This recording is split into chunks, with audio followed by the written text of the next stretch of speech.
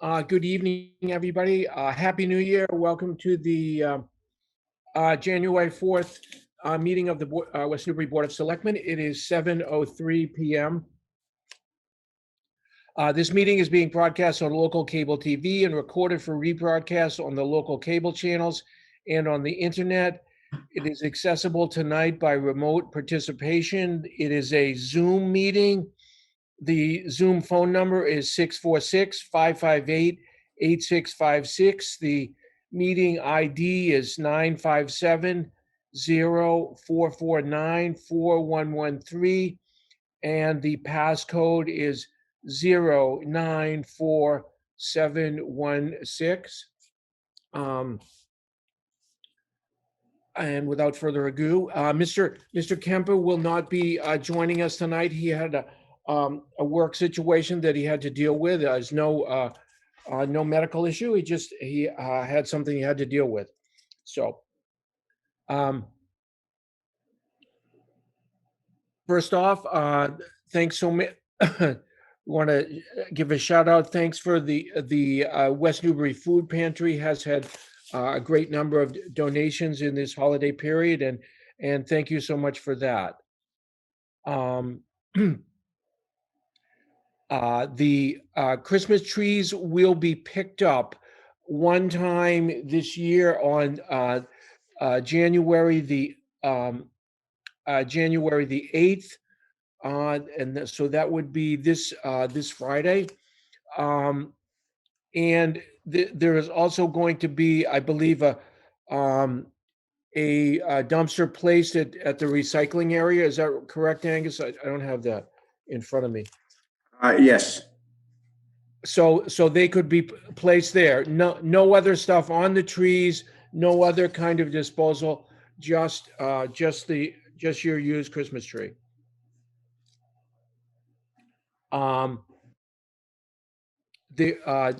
Something that's not noted here, but there is going to be a Red Cross blood drive on January the 12th, which is say a week from tomorrow, from 2 to 7 at the annex. I assume you have to call to make an appointment, but so that would be a week from tomorrow. So that's certainly something to take note of. There are a lot of upcoming virtual programming things at the library. Very good. I noticed one of them was a poetry thing. There's stuff for kids. There's a program about identifying winter wildlife, particularly winter birds. So I would suggest going on the library's website and on the town website to get more details on that. So there's half a dozen really interesting things coming up in the next couple of weeks. A reminder to the boards, committees, and commissions in the town to get your annual reports in as soon as possible. And that's about it. Angus, I would ask Angus, what is the next deadline in terms of people getting things in for the budget process? Have we closed out the warrant requests or not? No, we have not. I have not finalized a budget timeline, so that hasn't been calculated.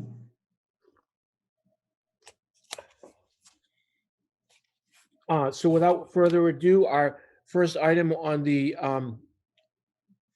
is a request of Jennifer Pepper to be a member of the Cultural Council. I thought I saw her on here. Yes. Hi, Jen. We just like to new people. We just like to have them say a few words, meet everybody, and that's it. So it's not a big interrogation, just friendly to get to know somebody. So can you unmute her, Angus? She's unmuted. Okay. I'm here. So I'm Jen Pepper. I've lived in West Newbury for almost 6 years. I live here with my husband and our dog. You may have seen me walking around town. We have a brown corgi. I'm a graphic designer, artist, illustrator. I work out of my home, and which is nice for COVID because I'm an old hat at it by now. And that's me in a nutshell. Great.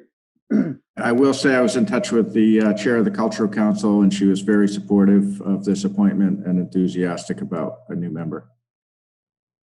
I would make a motion to appoint, what is the term for this? Do we know?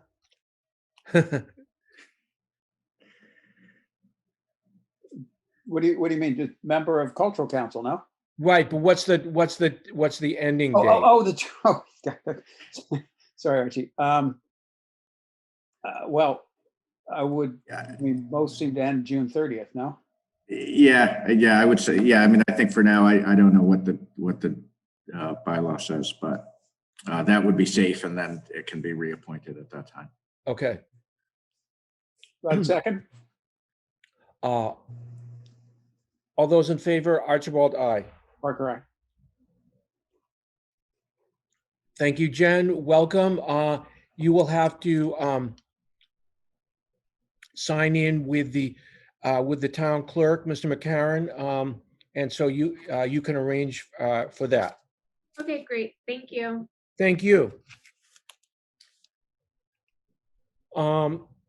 Updates regarding the CARES Act extension. Anything you want to add there, Angus? Just that it was the eligible period to incur expenses was extended by about a year and 1 day. So that was, certainly good news for communities. So I was reading that and I was a little confused. So is that like you can incur additional expenses, say in February of this year, or is it just like so you can clean up stuff that you did in 2020? What? I think it's the latter because we put in our known and estimated expenses back in, I think the last filing was October, and that was through December 30th of 2020. So unless and until there's another call for further estimate of future expenses, we're operating on the assumption that it's the expenses that we've already estimated. Okay.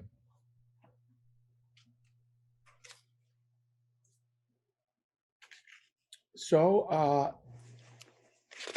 without any further ado related to that, actually, if I could, Archie, at the risk of delaying the audit even further, maybe another 3 to 4 minutes, I do see Chief Dwyer on the line, and I know he's got a request for authorization to seek a grant to support the purchase of the Jaws of Life.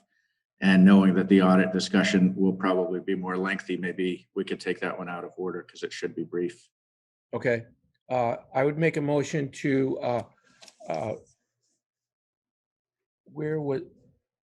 what number was that? This is that was number D. Yeah, I would make a motion to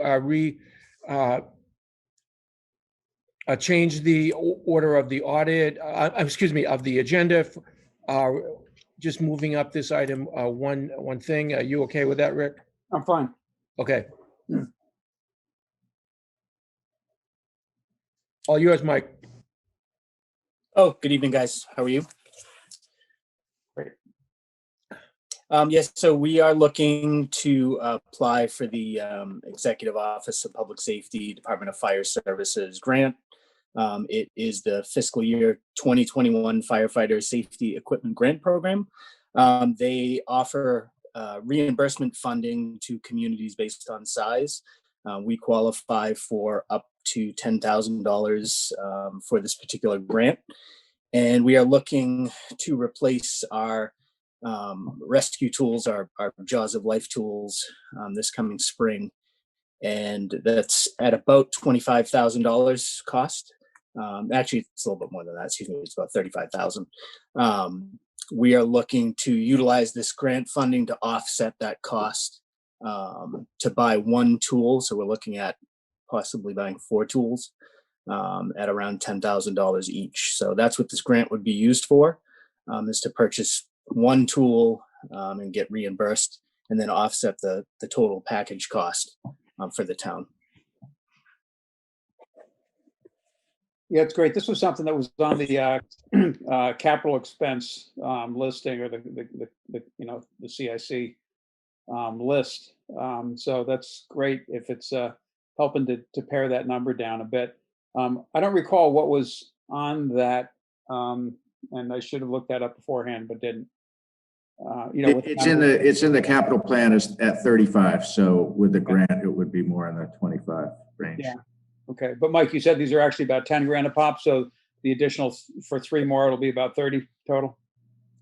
Yeah, that's right now we have hydraulic equipment, which is extremely old. Yeah. And we upgraded one tool, probably mid 2000s. But with the new technology in vehicles, the new materials that they're made out of, obviously the new technology is geared towards that. Plus, it's no longer hydraulic; it's battery powered. So there's each tool is ready to go out of the vehicle, versus the way we do it right now, which is just assembling the unit and then using it 1 or 2 tools at a time. Right, great. So for the other 3 tools, were you think will they be proposed for this year, Mike, or what's the plan? Yes. Yeah. Okay. So our plan is to move forward with that in the spring as a capital purchase, and we've already have several quotes that we've received from different vendors. We've done a little bit of demoing of the products. We're going to do that again in the springtime once things sort of settle down a little bit. It sounds like fun. It can be, yeah. And we're fortunate too, because this grant program allows us to make a purchase past July 1. So as long as we have it in our deadlines for this particular grant, bear with me here. I believe it's July 23rd at the latest that we could put in for the last reimbursement. Okay. Okay, I would make a motion to provide authorization to the chief to apply for the grant for the support the purchase of the Jaws of Life. I'd second that, and I do have a little discussion, another Okay. question. So obviously, one of the things we've talked about in the relatively recent past is the the demand for finance department and others to work on grants, and I'm just kind of curious, to do the grant follow up, all of the administrative stuff post grant reporting. And I'm just kind of curious, Mike, if you know anything about how much overhead there is there. So it's the nice thing about the Department of Fire Services, they're pretty much, the grant process is, there's not a whole lot of paperwork involved. I can certainly share with you the documents I have. I have the complete package right now with everything that's going to be required post reimbursement and post reporting. Mike, haven't you tried this a few other times or no? Yeah, we did that for the much larger vehicle acquisition grant through FEMA. Again, the firefighter grants through FEMA do allow communities to apply for money for equipment. This is a state program that we certainly will have a better shot at. Okay. And I'll write in the grant that we keep one of your vehicles in our fire station, and maybe they'll read that part of it.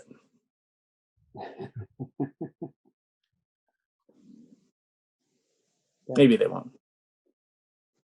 Okay. All set. I saw a motion and a second, but not a vote. I didn't know we need a formal vote. Okay. Yeah. Archibald, aye. And Parker, aye. Great. And I'll work with Angus's team to make sure everything is done properly through his office, just so we're all on the same page. Great. Thanks, Mike. Thanks, All right. Chief. Thank you very much for the help. Okay. Thank you. Good night. Mike. Next item is the presentation of the audit report for FY19 and FY20. Ms. Roselli, the floor is yours. Tony, I do have your slides loaded up, so I can do a screen share when you give me the go ahead. Okay, I just unmuted, so if you folks can hear me, I think we can get started. Good. What's that behind you, Archie? Is that a pinball machine? It's the Terminator pinball machine. It's not just a pinball machine. Oh, okay. I'm sure you've gotten asked that question a number of times. But yeah, no, we've got a full slate here on the audit agenda. We did not do an exit conference at the end of 19, obviously due to the shelter in place requirements and the COVID and the pandemic and everything. So we kind of flipped forward right into 2020 and were able to complete that audit. So at this point, myself and Angus thought the best way to approach this, and the town accountant, Stephanie, the best way to approach this was to just do both years at once and kind of go through it that way.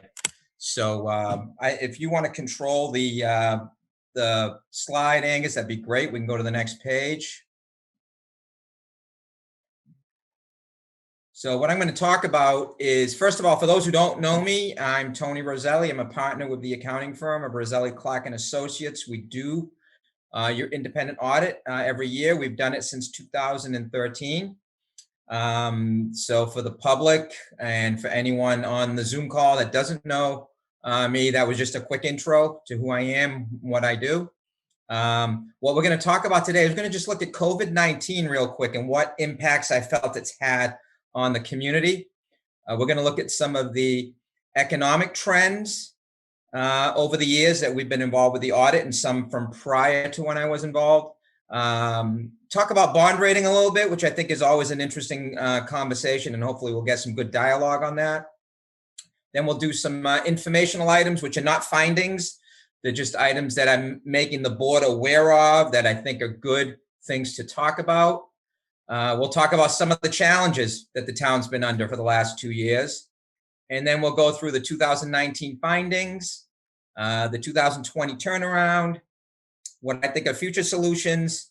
And even though I have questions at the end, please feel free to ask questions as we go. So you can go to the next slide.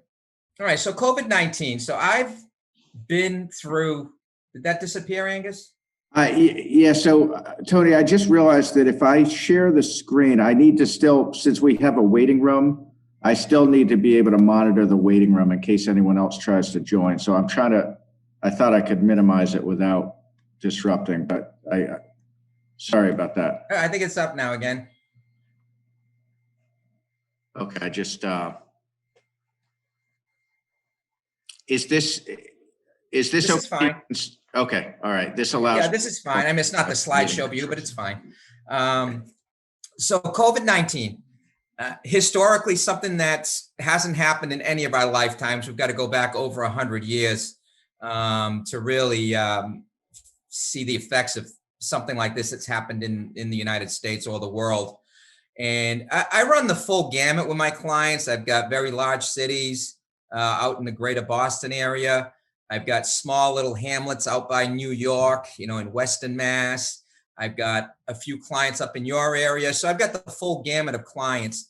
And what I've found is that the cities got hit really hard. They've got hotels. They rely on meals excise because they've got a nightlife. They rely on their user fees. Their permits are high. Their licenses are high. So they got hit really, really hard on this pandemic. And I didn't see this as much in the smaller communities like West Newbury, where you folks don't really rely on a great deal of these other types of revenues. So I think from a financial perspective, you folks are able to weather this storm much more than, say, like the city of Medford or the city of Malden, for example, where they have hotels, they rely on meals excise. So when they're doing their budgets for 21, they have to lower those numbers drastically to make their budget balance, because the DOR is not going to be allowing big numbers in those areas given the uncertainties, where you folks get most of your revenue from property taxes. So as long as the citizens and taxpayers continue to pay their property taxes, you folks shouldn't really be in that bad a shape financially. Plus, you have a tremendous amount of reserves, which we'll get into as we move forward with the discussion. So, from a financial perspective, I don't see a big, huge problem in West Newbury. From an efficiency perspective, it's hit everybody. So you've had to socially distance, you've had to do all your meetings remote, you've had to do a lot of processing remote. Simple things like signing a warrant have become very difficult in a lot of communities. I had someone call me today and ask a question. You know, we're going to start having a committee not come in. How do we get them to sign? Can we accept an electronic signature? So these are the types of challenges that are coming up. And also, it's just diverted so much attention to socially distancing. Access to the buildings at certain times, appointment only, those types of things. The towns seem to be spending a lot more of their attention on things like that, as opposed to the normal processing that goes on in a city or town. So again, from a financial perspective, COVID-19 won't impact West Newbury to a great degree, but from an efficiency perspective, it certainly has. So any questions on my opinion on that? Okay, so we can go to the next slide. So what I've done here, as I've done in the past, is I've done a little illustration of the town's reserve balances, and they've continued on this upward trajectory every single year since we've been involved in 2013, and even before that, since going back to 2009, I was able to access data. So you've gone from somewhere around 1.4 million to over $5 million in reserve balances. And your reserves, just so everyone understands, is your undesignated fund balance, which is basically free cash, plus all your stabilization accounts joined together become the town's reserves. So the encouraging trend here is that it's going up. And when we get into the bond rating discussion, we'll talk about why this is important.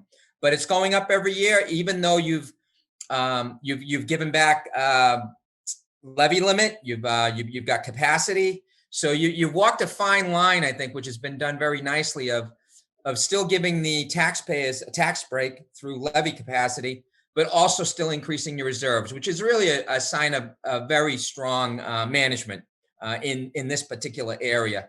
And when you get out to do your bond ratings, the bond rating people love this sort of a trend or this sort of a situation. Any questions on this slide? Okay, we can go to the next one, Angus. Okay, so now I just wanted to compare you to some of the other metrics that are out there. So West Newbury's reserve ratio, which is your total reserves, which we talked about in the last slide, divided by your total expenditures. And West Newbury is just under 40%. You're at about 37%. Now, if you go to the latest bond rating agency to do your bond rating was Standard & Poor's. Their high-end metric for tier 1 is 15%. So you're well above the 15% that they're looking for to assign you a tier 1. All their AAAs have a tier 1, have a 15% or higher reserve ratio. So you're in good company there if that's something the town is going to be shooting for, which I think that is in the plans to try to get that. State average is about 10%, so you're well above the state average. And the low end metric where you're kind of getting into danger is down by 4 to 8%. That's when the rating agencies get a little concerned. So you're well above that, and I don't see you ever getting anywhere near that. So again, the town is in very good financial standing. In addition to that, you've got a very good OPEB fund, which is not part of these reserves. And if we go to the next slide, Angus, we can talk a little bit about. See, in your OPEB is still, believe it or not, is still the highest percentage funded in the state. At one point, it was 100%. It's fallen a little bit below that. So the town's in better shape than most other communities when it comes to your financial standing. The last time you had a bond rating was, I believe, in 2017, and you got a AA plus. I don't know if you've had anything since then, Angus, any updates or upgrades? No, nothing like that. So the last time it was done was in 2017. It was a AA plus. I thought you had a chance at a AAA, but if we go to the next slide, we'll talk about why. So basically, if you go down to the third bullet, the Essex County retirement system, the town belongs to the pension system. And because of that, because you belong to a county, you're at the beck and call of every community that's in the county. So Amesbury belongs to the Essex County. Salisbury belongs to it. You folks belong to it. Newbury does. Newburyport has its own, but Newbury belongs to it. So you have some affluent communities that belong to Essex County. You have some not so affluent communities that belong to Essex County. So Essex County has to look at the demographics as a whole. And even though you folks could probably afford a higher assessment, thereby lowering when you're going to be fully funded on your retirement system, it doesn't work because you're basically part of this entire group of towns. So that is something that they had mentioned, the bond rating people had mentioned in the last rating call, is that you had, Essex County was, I believe, 40% funded, and it's still only about 44% funded. So it hasn't really gotten much better since then. So that is something that could be problematic. The other thing with your bond rating, if you're going to do it anytime soon, I would not expect an increase just because of COVID. They're not increasing anybody at this point because they want to see what the economic fallout is from COVID. But once we get COVID behind us, I think that would be a good time to invite S&P back to do an update and see where you stand. Your reserves have certainly gone up. Your financial policies are in much better shape. So there's some things that are in better shape than they were back in 2017 that could get you up to that next notch. Any questions on the bond rating? Okay, go to the next slide. So some informational items. First of all, OPEB. So at one point you were 100% funded on the OPEB. That was through about 2017 or 18. Then what happened was the tables for mortality got changed. Believe it or not, we're living longer, which is good news for old guys like me. Not so good news for OPEB liabilities, because it just means that your liability is going to be bigger because your employees are living a little bit longer. So they had to update the tables to the 2014 mortality tables, which I think extended everybody's life by about 4 years from the ones you were previously using, the 2000s. So that had an effect on the liability. And also what happened is the discount rate. West Newbury is in a 60-40 split at this point, whereas you really need to be in a 70-30 split for the actuaries to recognize a higher discount rate. And I took a look at your performance versus some of the 70-30s out there, and you are actually, you had mentioned this to me, you are actually beating some of the 70-30s that are getting the 7+ discount rate, whereas you guys are not getting the 7+ discount rate, but your performance is better. So the way the actuaries work, they're looking at it over a 30-year period of time, and they're saying in the long run, you might beat these guys in the short run, but in the long run, the 70-30 usually wins out. And but that's kind of why your liability has gone down. And I'll also mention that when you folks do look at this, you are looking at performance as opposed to managing the discount rate. You're saying, hey, the firm we use now does a pretty good job of investing for us. We've got some pretty good returns. So it's something we want to stick with. If they can move it to a 70-30 without upsetting performance too much, you'd be happy to do that, but it's not your top priority. Am I correct in saying that, Archie? Yeah, and in fact, we have a committee of investment professionals that advise the town on how the people that manage our funds are doing, and they were very, very happy just even, we had a meeting very recently, and they were very happy with the performance.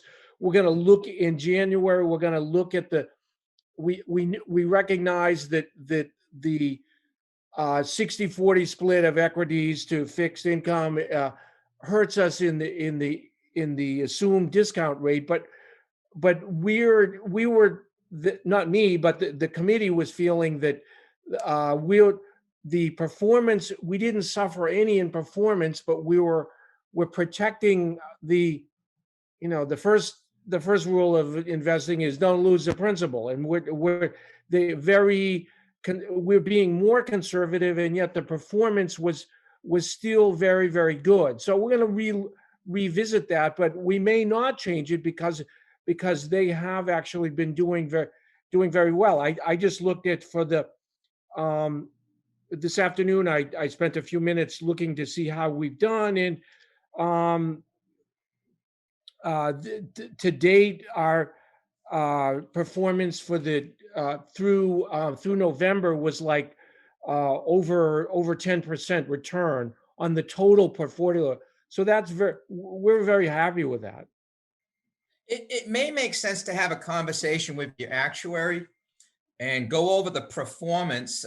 She wasn't really able to get those answers out of Cambridge Trust, so it may make sense for the committee maybe to have a meeting with the actuary through Zoom and say, hey, you might not give us the 7 or the 7.5, but right now at 6.25, we feel like maybe we're a little low. Can you maybe move it up to 6.5 or 6.75? So that's a conversation that could happen. It is just a number. What really matters is the performance and the amount of money that's in the account, and that's gone up. So right, exactly. Right? Yeah, exactly. So yeah, that's what I was wondering about, Tony. Is there actually, other than it not looking as good on paper, is there any functional downside with the lower discount rate?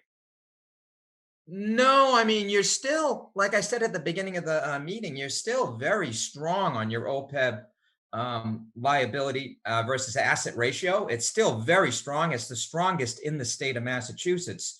So nobody's going to punish you for not being at 100%. Back in 13 or 14, the board decided, hey, we have some extra reserves. Let's fund our OPEB and be 100%. Great idea. But over time, if you don't keep up with what's required of 100%, you're not going to stay at 100%. But like Archie said, performance is important, and performance has been very good.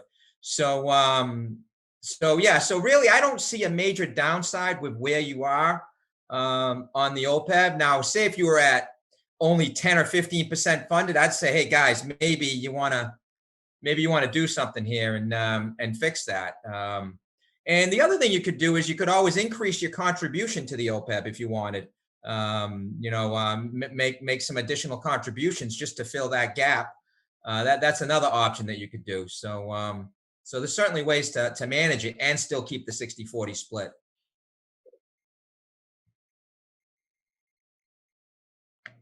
Does that answer your question? Yeah, thank you.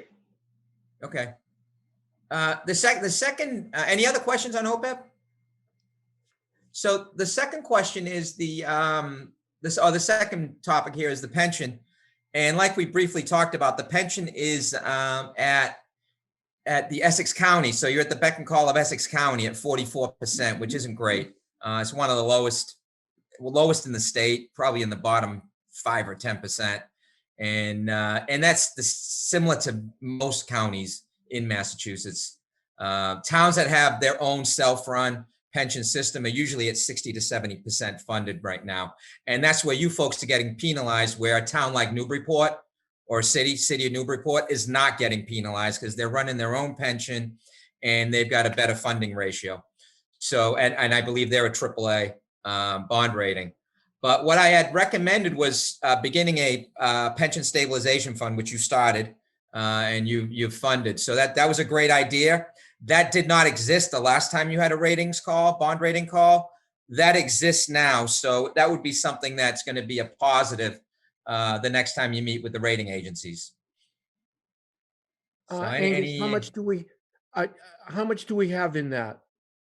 Stephanie, do you know that number off the top of your head, the pension stabilization? $237,119.96.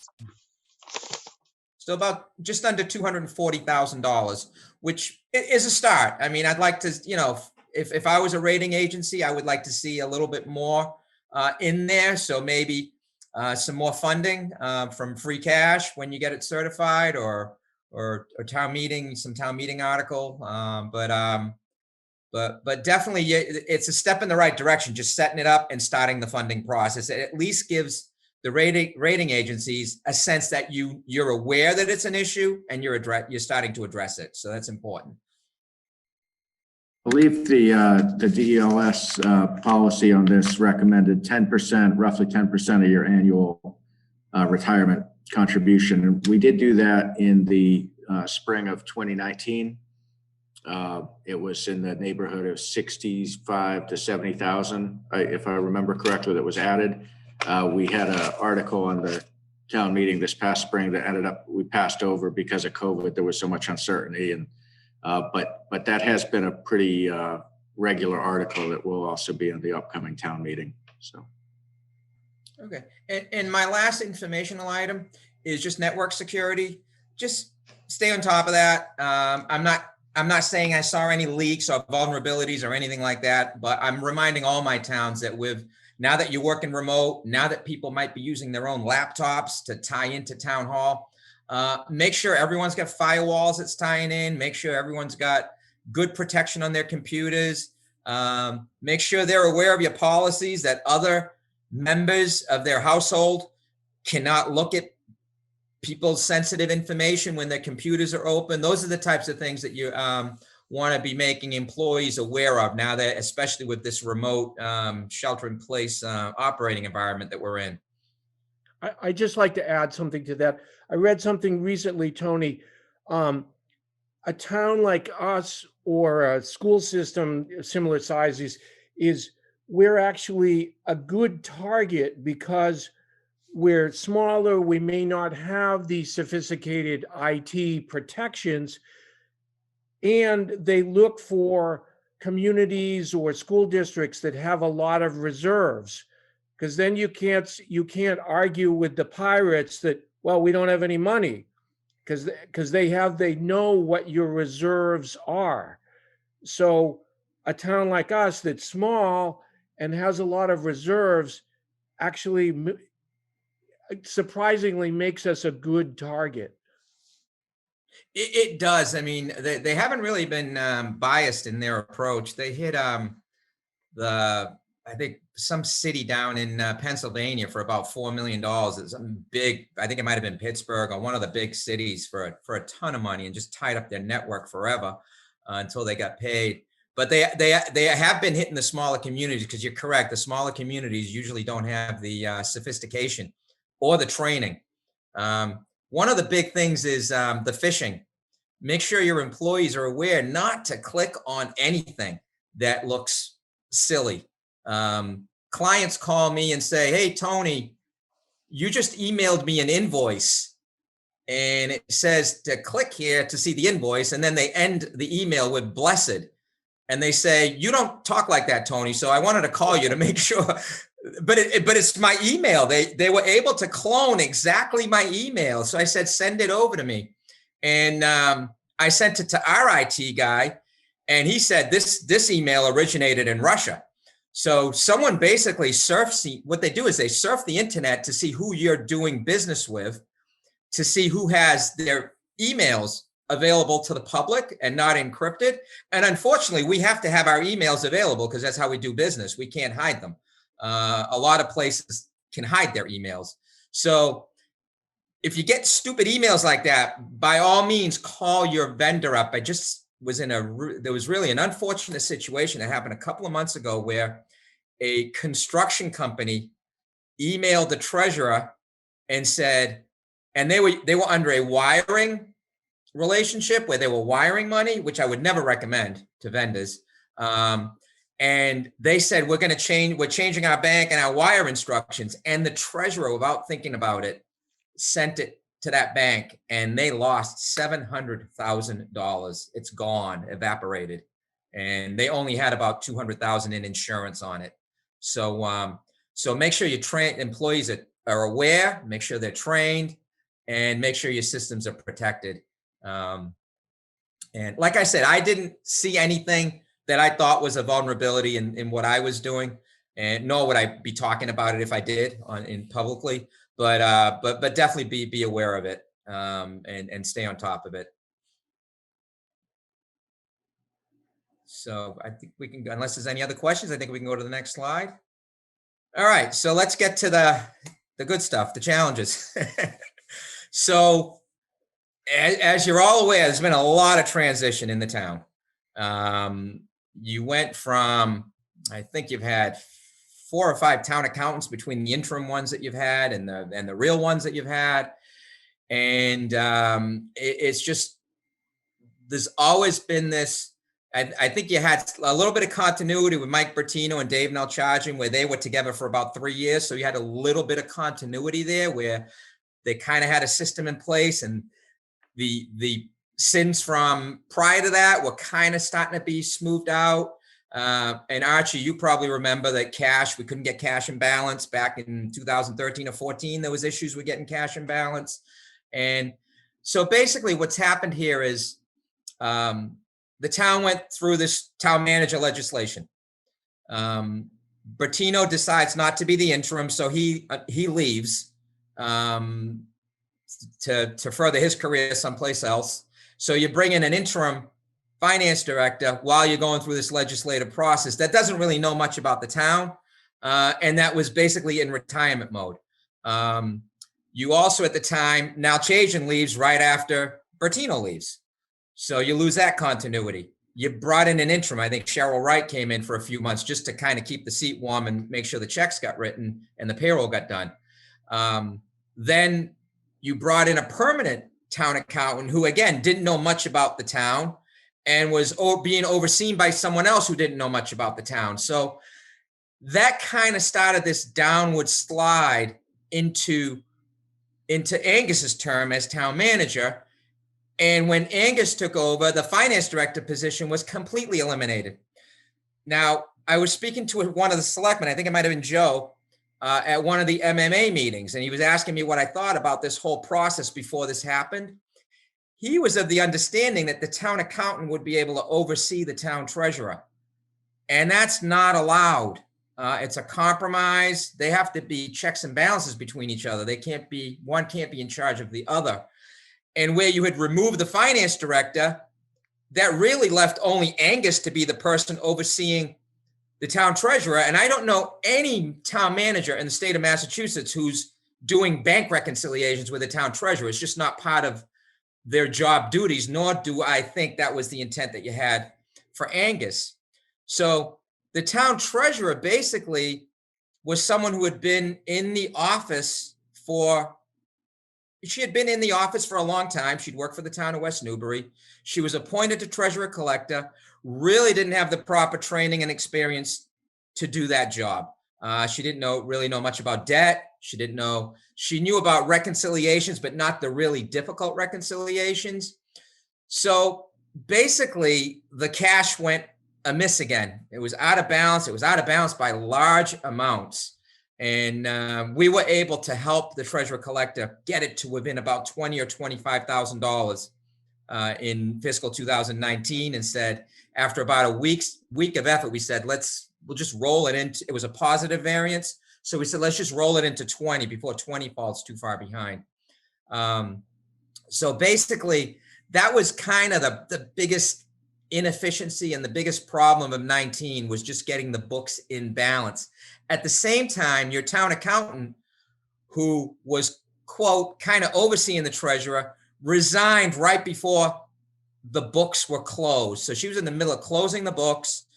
She was in the middle of doing a massive accounting software conversion, and it was 2 weeks before the audit started. So basically, you had a perfect storm that happened here, and it made for a very difficult audit. It made for some very long nights for everybody. And it resulted in a fairly long list of findings. Basically, I call it the proverbial perfect storm. So those were the challenges. If we can go into the next page, we can walk through some of the findings, and then we'll get to the good news. So let's go through some of the findings. So basically, cash and receivables had not been reconciled since the end of the previous fiscal year. So when we got there for 19, they had not been reconciled since the end of 18. Cash variances were big, I mean, very, very significant. The balance sheet hadn't been closed. There was dozens of journal entries that just hadn't been processed. The OPEB valuation had not been put in correctly. Fixed assets hadn't been updated. Encumbrances had not been recorded. None of the balance sheet stuff that you submit to the DLS had been done. There was inefficiencies with state revenue, not knowing how to post it or where to post it. Indirect costs were done in a really, strange manner. There was some errors on the tax recap, compensated absences. Interest income was posted in the wrong places. Just a bunch of old receivable balances that we had recommended to take off the books were still hanging around. The CPA funds didn't agree to the bank balance. The microgrid feasibility grant had kind of been left on its own, so there was a risk of forfeiture of any award on that, which thankfully Angus's relationship with the folks who run the grant was able to salvage that, and you did get paid for it. There was some landfill EPA issues and just a bunch of small items, but just many items. I just wanted a bullet point rather than get into an editorial of each one of these. Would be here for the next 2 days. The majority of this has been fixed. So I didn't think it made sense to just get into each and every one of these things. We thought it would be good to just say, hey, here's what happened. Here were the challenges. And I think to the benefit of the new town accountant, this is what she was facing coming into this year, coming into her appointment. Just this wall of issues. And are there any questions on this before we go to the next slide? I would just ask so tax recap errors, what was that? Just some transfer. It wasn't anything that caused the tax rate to be incorrect. It was just things between the water fund and the use of retained earnings. So there was an appropriation from either a stabilization fund or retained earnings that was made on the recap, but the amount of money that was voted wasn't available in that particular fund. Now, thankfully, the town didn't use the amount that was used on the recap. So you ended up okay. But those are the types of things that we saw, when we were looking at the tax recap. So it wasn't, like I said, anything that affected the tax rate. It was kind of outside of that bucket of items. If that's more clear for you, Archie. Okay. Anything else in this area? So let's flip to 20. I call 2020 the turnaround. Stephanie came in. I'm surprised she's still here. Thank you for hanging with us. And we've had some heated moments during this process. We've had a few disagreements, but I think we're in a really good place right now. She hit the ground running, and she's a very, very, very detail-oriented person. And both her and Angus, if I send them a text or an email at 11 o'clock, which I normally am working at 11 or 12 o'clock, I get a reply back. That normally doesn't happen in a municipal type of environment. I usually don't get the reply back till the next morning, but I get a reply back and I'm like, well, this is nice. I got my answer right now, so I can finish this. I don't have to wait till the morning. It does keep me up till 2 or 3 a.m., but I still get the reply back right away. So I think that's really just just an example of how devoted and dedicated these folks are to making this work. Not only was she appointed town accountant, she was also given a role of a business manager, which was more of a strategic role for the town accountant rather than a debits and credits person. So I think that's helped quite a bit. You also brought in Mike Morris. Let's not forget Mike Morris. He came in to help salvage 19, and he was a nice bridge for Stephanie, and actually stayed around even during the COVID and everything and helped with the 20 audit. So, so that was nice that he was available, lives right down the street. So it was convenient for him and the town. And I believe he's still involved to a certain degree. Mike, to give you some background on Mike, he's been in the business for about 35 years over at the town of Wilmington. He was the top finance officer there, and recently retired. So he brought a lot of experience to the table. So despite the inefficiencies of COVID, the shelter in place, I mean, even Stephanie had unfortunately caught COVID, and that was an inefficiency. But still, the books got closed in October, which I thought was an incredible achievement to do that through. I still have towns that are not closed because of COVID. They're still just getting me information now in January. West Newbury was done in October, so I thought that was great. The software conversion is, you can never say it's complete, but it's pretty close. There's always little bugs that pop up that the financial people are catching and fixing. But I think at this point, Stephanie, correct me if I'm wrong, it's working to your satisfaction. So so that's been complete. The audit, so the books were closed in October. You had a draft report in the first week of November. That's the first time in my history with West Newbury that you've had a draft report that quickly. The majority of the findings that existed in fiscal 19 were fixed. The treasurer's office was still a challenge because the continuation of using the same individual with the same level of experience, not being able to get help from the town accountant, kind of created those same challenges, which we were again able to help the treasurer's office get through. I believe at this point, you've now brought in a new treasurer. I don't know if she's appointed at this point. Yep, she was sworn in last week. Yeah, one that's got a lot of experience. I think they did some trial runs of her information to see if she understood the job description very well. And it seems like you've got a winner there, and that these issues can finally be resolved in the treasurer's office, because that was the last remaining piece at the end of the 20 audit that had not been resolved. And then the other thing is the town manager is still burdened with many tasks. I mean, you've got a town manager that's supposed to be the chief executive officer, chief financial officer, human resource officer, liaison to every committee in town. It's just very difficult to manage the town with those sorts of burdens placed. So I complete, if we go to the next slide, we can look at solutions. Appointed the new treasurer, that's done. We talked about that. An assistant for the town manager would be great. If you're going to run the town the same way you are now, where you've got to be going to every meeting, every committee, human resources, not all procurement, but questions get asked about procurement. And it just becomes very distracting. You're in the middle of a budget, and then you've got to go do a job description. And now you got to go pick up where you left off on the budget. And you were supposed to have this budget ready because the police department's coming in to talk about it. You know, this is the type of things that you're running into that are really distracting, that an assistant town manager could take a lot of that off the plate and allow the town manager to do what they're supposed to do. So I do see that as something that I believe needs to be fixed. Otherwise, you're going to be running into some serious burnout at the town manager level. And then just organizing and streamlining the entire finance process. Some other individuals have been brought in. So this is in progress. It's starting to work. But this is basically the plan going forward on how to fix this stuff. So any questions, inquiries, debate?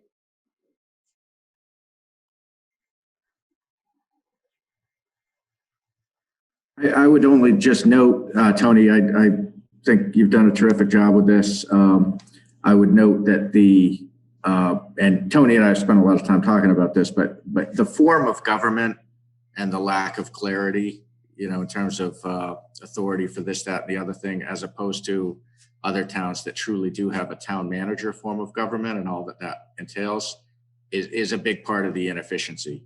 because these questions come up all the time. Not solely, but the area of HR is a big thing where, I mean, the board, you see it, there's always hyper-specific questions that have never come up before, need to be addressed, and often need to be addressed in short time. So it's that, you know, death of a thousand cuts, but you know that. I think, have you worked with other towns on potentially getting a centralized human resource that regionalizes with other neighboring towns? That might be, you know, one of the solutions. I thought you had mentioned something with Salisbury in that. Was that human resource or insurance or something? Or? It was preliminary discussion regarding potential collaboration on insurance. I have talked with Merrimack and Groveland about some different potential regional resources, but you know, as you know, Tony, they're in the same boat with their finance directors also wear all these hats and are doing HR, and so it's not unique to a small town. I think at least what I've seen is different here from other places I've worked is both the new form of government and the fact that it's not kind of fully hardwired into the bylaws and policies. So you have areas where the statute says one thing, the policy isn't totally consistent with that. So there's constantly areas of interpretation that affect both my time and Mike McCarron's time. Right. So any other questions, comments, discussion? No, that was very good, Tony. Thanks. That was educational. Okay, you know, it was my pleasure. It's been 2 years since we did this, so a lot of catching up to do. I think we're caught up now. I think West Newbury can hit 2021 running. Hopefully at this time next year. The findings are minimal, and we can report on more progress in the town and see a lot of happy faces, hopefully. Yeah, no, this is a lot better. I was not a selectman, but I did watch the presentation 2 years ago, and it was not nearly as smooth. Hang on one second, Tony. I had one thing that a couple of things in the that I wanted to ask you about. Okay. Okay, on page 29 of the 2020 report. Okay. There was, I mean, it's probably something that I just don't understand, but the third paragraph down, it says that there was 900,000 in bank deposits that was uninsured and uncollateralized. What does that mean? That concerned me when I read it today. So yeah, and a lot of people do ask that question. So most of your banks are insured or collateralized, or you're protected under the 250, the 250 with the feds, or the 100% with the state. Right. Sometimes at the end of the year, there's a timing issue because state money's coming in. You're shifting money over to pay off vendor warrants. So you get some timing issues where it causes for, you know, a week or two for things to hit in accounts that are not collateralized. Like I believe, who's your vendor account, Angus? I can't think of it off the top of my head. Institution for Savings. What's the name of it? Institution for Savings. Institution for Savings. So it might be them. I'd have to get back to you on exactly which accounts, Archie, but it's mostly timing is what it is what I'm trying to get to. So at the end of the year, there's a lot of moving parts. A big check comes in from the state and it hasn't been divvied up. Is that what? Exactly. And on June, we have to measure this as of June 30th.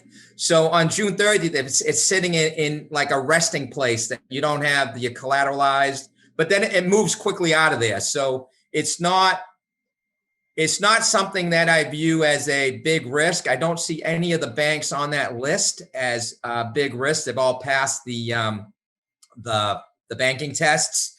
And back in 2009, this would have been a major issue if there was a few banks that weren't that were uncollateralized because you were running, with the economic collapse back in 2009 and the banking failures.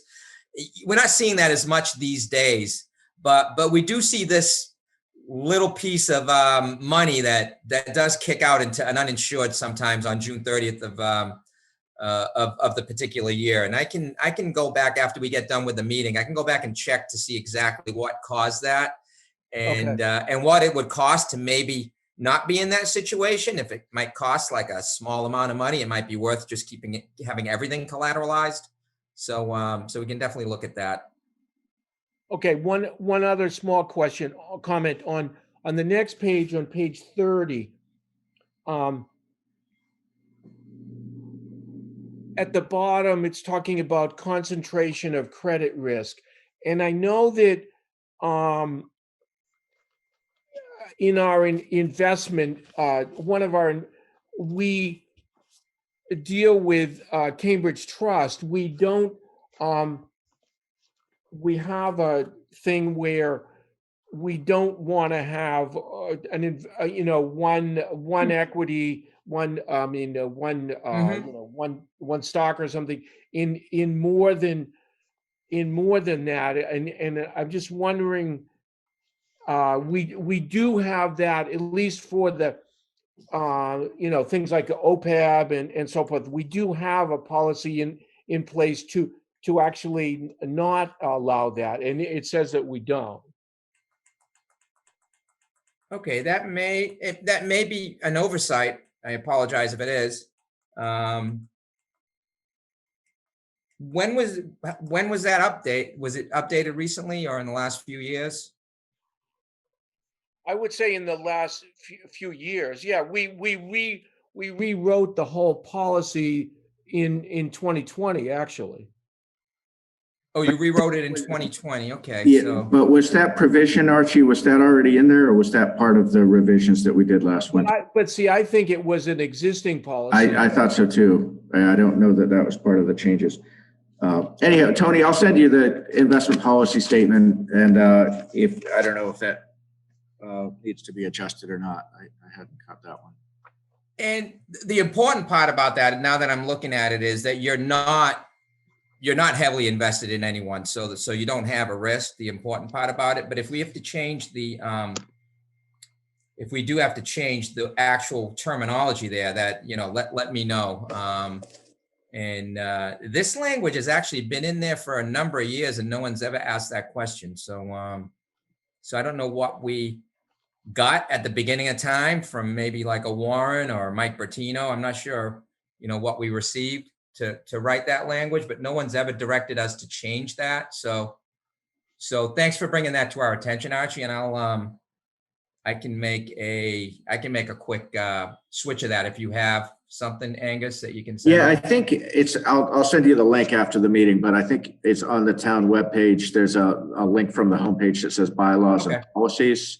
And on that page we've put all the bylaws and policies, including the investment policy statement, but I can send you the link. Yeah. And it's important. Like I said, you're not invested in any one single thing. So it's important to know that you're not at risk because you didn't do it. But if we need to change that wording, that's something we can do pretty quickly. Great. Thank you so much, Tony. Okay. Yeah, no problem. Anything else? Not here. I would just say that, I definitely echo what Tony said earlier about, it's really a new start with there's been a lot of churn in the office, both the last couple of years and the 3 or 4 or 5 years prior to that. And we're really thankful for the outgoing treasurer collector and the work that she did. But with the new staff person sworn in, we do have a kind of a new team that's going to be, I think very stable for hopefully many years going forward. And so we're having some intensive meetings, including later this week, to go through kind of everything that's, what the short list issues are and what the longer term issues are. And, I think we've got a great spirit of kind of teamwork and everyone working together. So I think it's going to be good. But we got our work cut out for us. Yeah, you do. But I look forward to seeing the team come together and producing some good results, and hopefully everyone stays in place for a little while. No more transition. Thank So, you, Tony. Have a good new year. all right, you Thank you, too. Tony. Thank you, everyone. Thanks. Bye-bye. Yeah, Thank you. bye-bye.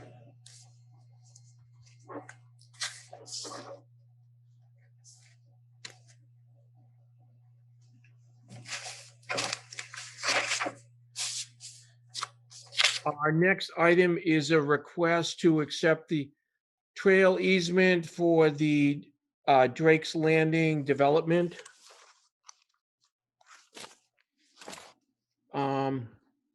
Angus, can you just brief us on where we stand now? Yeah, so as a requirement of the permit condition that the planning board imposed was the requirement to create a trail that would then be available for public access through an easement. And so as part of the developers' work to close out the project with the planning board and document that they've satisfied the various conditions, they've submitted a form of easement, which is included in your packet, along with the map of the trail network around Drake's Landing. So I know Mike Karen, who's on the call, has reviewed the easement as to the legal language. And in terms of performance, we did have the building inspector, who's also our ADA compliance officer, go out, take a look, and you have a memo in your packet showing that he's satisfied that the trails are satisfactory, and the town planner and the conservation agent have both expressed no concern with going forward with accepting the easement. So, yeah, that all sounds good. I think we can make this pretty quick. I would move that we accept the trail easement for Drake's Landing development as it currently exists. Second, further discussion?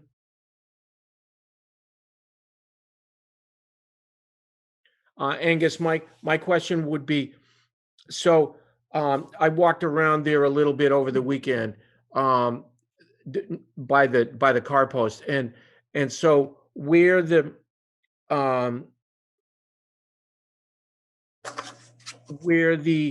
trail starts on the right hand side of the road, that's sort of the area where ultimately there was going to be car post parking, and some of that was on the developer's land, and they gave us an easement to that. So my question is how it it's not a direct connection, but when we just something we want to keep in mind is that we haven't obviously got to the point where we're doing any construction on the car post, and so the way the landscaping and the movement of the dirt around there is going to be affected dramatically by serious construction on the building. So, and there's even a very sort of a deep sort of a gully that goes down from the area that was created for the parking and where the trail starts, and then there's a big deep gully that goes down to the existing level of the ground, and then back up to the building. So how are we going to segregate what was done for the trails and what the developer agreed to do in the future with the landscaping until we're actually done with, or somewhat done with the major construction on the building, which is obviously going to ruin any landscaping that we do right there now. That's just, I just want to throw, I know that doesn't have anything to do with this, and I'm going to vote to approve the trail, but I just want that to be, we don't want to forget about that. That's all. Okay, so yeah, no, that was a verbose question. So I just want to, for the minutes, make sure that we distill kind of the core of your concern, which is, as I understood it, to do with the future reconstruction of the Soldiers and Sailors building and any impact that may have on the actual trail itself and the pedestrian accessibility, and making sure that it's not anything that's been done is not undone, or that. Right, and also the stuff that there has been some landscaping right by the building, right in, and sort of right near where the trail is, that has already been done.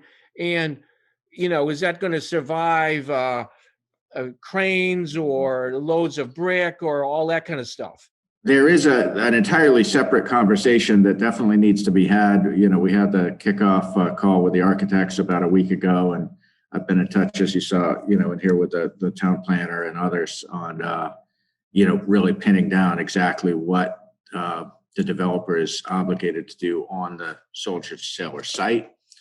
So that is a kind of related. It's not substantively related, but it's the same project, same developer. So that's definitely going to appear on a future selectmen agenda, because we need to really make sure we're all on the same page with that. Right. I just don't want it to seem like, okay, we voted this and it's done. No. Right. Right. No, that's very much an open condition of that permit. But I'll have that conversation with the town planner as well, just to make sure she's fully aware. Angus, I'd also point out that, this issue is something that we're very much, aware of. And in our kickoff meeting with the designer, we made special note that this is something that we have to always keep in mind as to that future accessibility and into the building. So they're actually pursuing some of the information on that. So it's something that will be part, will be part of the design scape.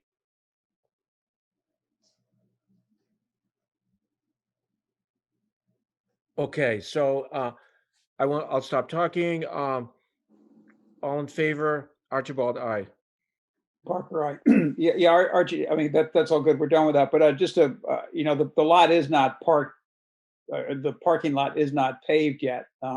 Right. Obviously, there's a fair amount of work left to be done there.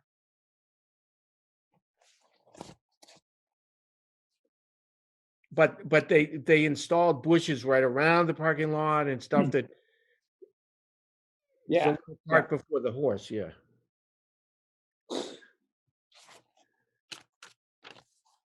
Okay. What's up next? Review of the parking restrictions at Mill Pond, Pipe Stave, continued from 12/14. I believe we have at least one, if not a couple of members of the Board of Health on the line. And Mike Walters, I see you're coming up right after this topic, so.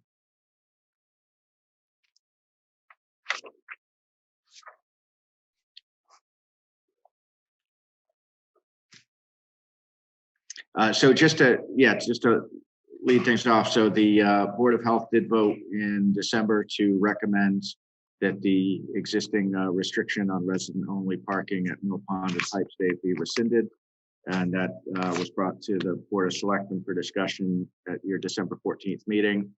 And the board at that time had looked for more understanding of why Board of Health had made that recommendation. And I spoke to it briefly, but didn't necessarily have all the information. So the Board of Selectmen at that time continued that discussion for tonight. And so I see we have Blake on, and I don't know, I see a 603 number. I'm not sure if that's Paul having called in as well. Yes, so I'm here if you have any questions. I'm sorry I couldn't attend I believe it was December 14th meeting. I wasn't really aware that this was up for discussion, so I'm here tonight to answer any questions. So I won't speak for the board, but in terms of things are not, at least in terms of the pandemic, have not gotten better in the last month. Lots of things have gone in the opposite direction. I didn't see why I didn't see a particular reason to open up the parking restrictions at that time. If it made sense in April, to me, it still makes sense. And I recognize that it was, an administrative burden for the town and for just even printing out the car stickers and so forth. But I thought, well, why don't we just extend the deadline on the existing stickers? Anyone that has them, they're fine, and leave it in place for the moment. That's sort of the way I feel. And we're trying to get people to not be moving around between communities and so forth. And we know we're getting vehicles from even with out-of-state plates in the lot. So I have a hard time changing my mind. No, and the board recognizes all your concerns. One of our largest factors was that we had pipe stave, and I won't say Mill Pond, but pipe stave opened up to, many athletic, I won't say events, but we had the flag football and we had some soccer events up there. And quite frankly, I'm the one who brought it up to the board that there's probably got to be 50, 60 cars up there. And that didn't seem to have hopefully any effect on COVID. Where I think opening it up to the public, there'd be lesser cars, and hopefully people pay attention to having a mask in public. So that was one of my driving factors, is that there was so many cars up there during those events, and that I didn't believe that I don't want to use the word be worse, but it certainly wasn't going to have as large of effect as what they have up there currently. I don't know if that made sense. I just think that there was so many cars up there, and we allowed that, even though the intent of the board was kind of to close down all of the parking up there, but the town allowed cars to park up there for athletic events. And it didn't seem to drive any value up there of making it worse. Does that help you, Archie, or not really? Yeah, but we don't know that. We don't know that. No, for facts, we 100% don't know that. Absolutely, you are correct. It's not a driving factor, but we have ran out of volunteers also. This is definitely not a driving factor, to create the parking permits. And personally, and with the Board of Health, getting complaints that people are actually starting to get tickets, which are residents of West Newbury. So it's kind of getting hard to control the permit issue up there. Yeah, I have I think a little different perspective too. Sure. Different than Archie, in that I think what I said last time on December 14th is we're not an island, and we envision that we close this down and we're preventing people from coming into our community, carrying disease into our community, and yet we're free to go to Newburyport to walk on the rail trail. We're free to go to Plum Island to walk on town beaches, not just on the refuge, but on town beaches. we're Mhm. free to go to Salisbury and walk on Salisbury Beach. And I know people who do all of those things. And so I guess I just don't understand why we feel that we exclusively can ban other people from using the recreation facilities in our community where we in turn go ahead and use theirs. It strikes me as wrong. Then what we need to do is encourage people to be out of doors, because obviously COVID is a huge health issue, but mental health is a big issue right now too. People need outdoor outlets. See, I agree with you, Rick. And from the beginning, I have backed closing I hate to use the word closing, but closing pipe stave to out of town residents. I personally go up there with my wife quite a bit.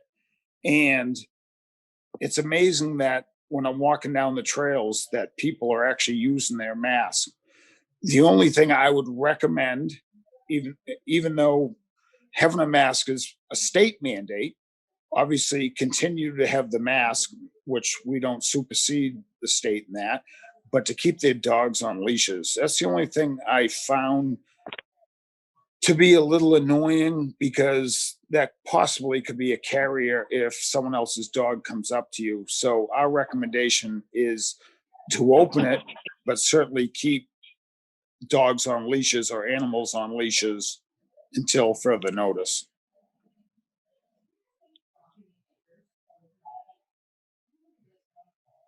But that's up at the end of the day, it's only our recommendation. Ultimately, it's up to the selectmen. And I know it seems to only be 2 selectmen on the meeting this evening. And I don't know if you people are going to have another meeting. Seeing it appears to be the 2 selectmen on the meeting might have different approaches. You're right. But that's up to you, gentlemen. I would argue that the places that have been most successful in the world in preventing COVID were New Zealand and Taiwan, which are islands. Right, but we're not. But the problem is that we're not. Archie, believe me, I understand, and I'm not just saying this, I 100% understand your concerns, but I think unfortunately, after 12, we'll say 9 to 12 months of this COVID, unfortunately, people need to get out for their mental health. My wife and I do it constantly. We're not stopping anybody from West Newbury from getting out. I agree. And I agree, Archie. I'm not. My job is to protect people in West Newbury.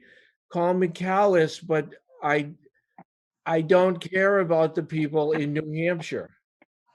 And I agree with you.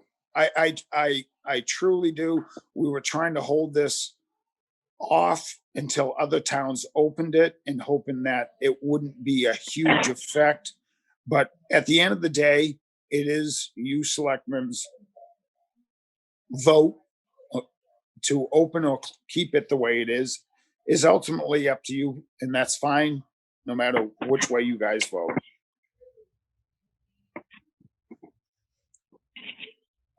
Angus, we have somebody else that was just trying to talk. Try 603. I don't have anybody muted. Oh, okay. Anything muted this is Paul. Can you guys hear me? Yep, we got you, Paul. Yep. Dead ball. Yeah. So when originally we closed those parking areas for the restrictions, COVID was new. We really didn't know what was really going on with the pandemic. And basically we closed it, within a day after the state had shut down all beaches and pretty much all parks, and other towns have shut down. So that was a primary focus, is that at that point, West Newbury was the only island per se that was still available for people to go visit. So that's why we recommended shutting it down at that point. But now other areas have opened up. So we understand the COVID, we understand, the pandemic better now than we did back in April.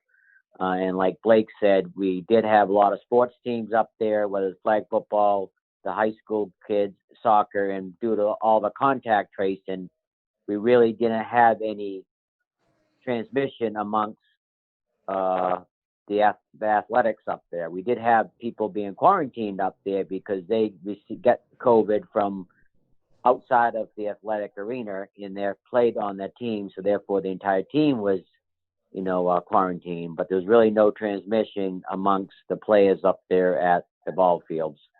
And again, the reason why we shut it down was everyone was kind of in panic mode. We didn't know where this COVID was going to go. We learned a lot about it in the last 6-7 months. So that's why I recommend to the board that we open it up, because I don't think at this point, by keeping it closed or open it's going to make effect on the public health. I don't think it's going to be detrimental to the number of cases we have in town, whether we open it or not. But again, like Blake said, the ultimate decision is on the Board of Selectmen, and we respect whatever decision you guys make. But like again, the permit, even though we're 9 months into it, I did send a mass email out to all the permit holders telling them the permits were extended indefinitely and that the Board of Selectmen were going to meet tonight and discuss this. But every day we still get inquiries for a permit. And we had a volunteer that was working on that, and that volunteer hasn't been doing that for several weeks. So I've been picking up that end, and I just don't have the time now to continue that. With vaccines, planning for vaccines coming up, it's going to be a busy spring for the Board of Health. So if the selectmen choose to keep the parking restriction, then someone's going to have to pick up by generating the permits.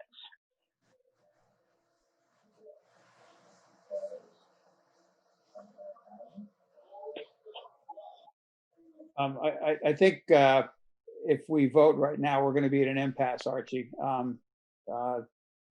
Without having Glenn here, without having three of us, because I think it's going to be 1-to-1 right now. The only thing that the scientific arguments are not convincing me, but the idea that we just the administrative burden on the Board of Health, that bothers me. We don't need that aggravation. That's the only reason I would change my mind. Well, on that topic, Archie, this is a subservient issue to what Paul described for sure, because the issues of those permits has been a big quantity of work. One lesser thing, but not insignificant, is all of these parking tickets that have been written generate a certain number of appeals. And believe it or not, my desk is the arbiter of appeals.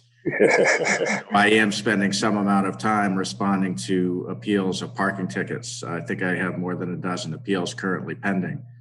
So that's part of the kind of death of a thousand cuts that the auditor was referring to. And this is a topic for a future meeting, but there's absolutely zero written policy guidance. I know from working with staff that the former finance director, he approved some appeals, he denied some appeals.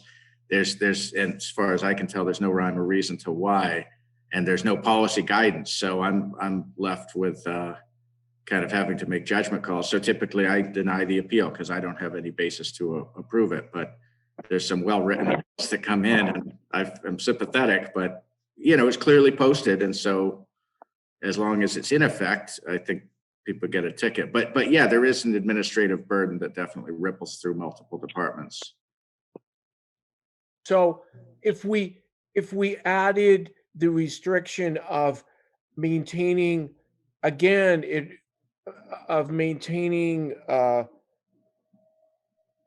the control, the leashing of dogs, as Blake mentioned, that's a good idea. I would be on favor of that because it sort of limits the disruption of people coming together and all that kind of stuff. Right. But that's another thing, that we have no enforcement mechanism for those things. And that's been a problem there from the beginning. And the pipe stave it's not quite as much as it used to be, but it was a mecca for people to professional dog walkers to come to West Newbury and let their dogs run free on the fields. And so that we've toned that down somewhat, but it can still happen. But we don't have any way of enforcing that doesn't happen either. That's another issue. So how do we do that? I have no comment with that. I mean, the only reason I have no comment, Archie, is because I agree with you. How can we enforce it? And I don't know that we should charge the Mill Pond Committee with that, because I don't think that's fair to them. So quite frankly, I don't have an answer to your question, unfortunately. Oh, it's a rhetorical question. No, I understand. And I agree, because we go, like I said, numerous times, we go up there quite a bit. And that's the only thing that's bothersome to me and the board, is that it is a way of transmitting this unfortunate disease to one another. Well, another dog comes running up to you, you pat it, and that's just goes on, so on and so on. I wish I had an answer. Paul, do you have any, or anyone else have any recommendations to that? I would say no matter what decision we make, whether we open it or close it, there's still, time administrative that's going to be spent either dealing with creating the permits, as Angus said, doing the appeals, or if we open it up and, try to, get people for, unleashed dogs, that's another whole administrative and fine. So we're really at a stalemate as to what's the best option.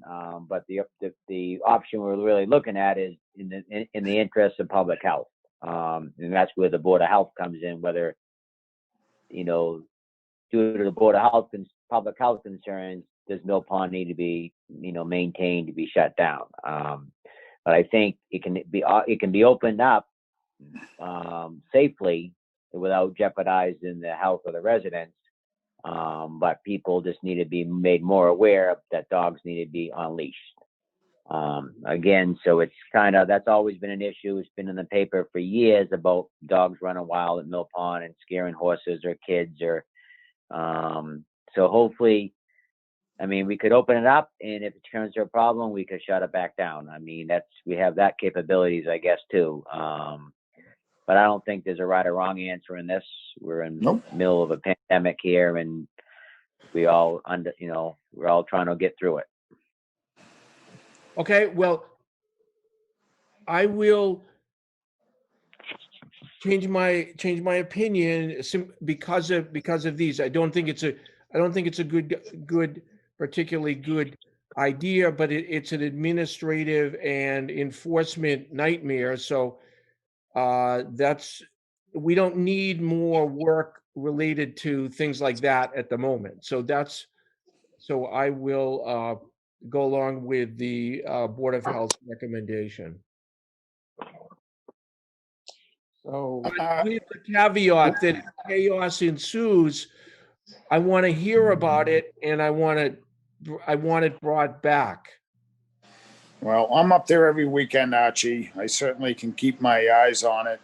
I certainly, if there's any issues, I would bring it to you. And I was wondering if I don't go onto their webpage, if clearly the Mill Pond Committee or something could post that and clearly post that, masks are obviously to be worn per state, and the West Newbury does not want animals off leash. I don't know if that's a possibility. Do they have a website to advertise that? They do, and Wayne's got it. He can get signage put together for that. Okay.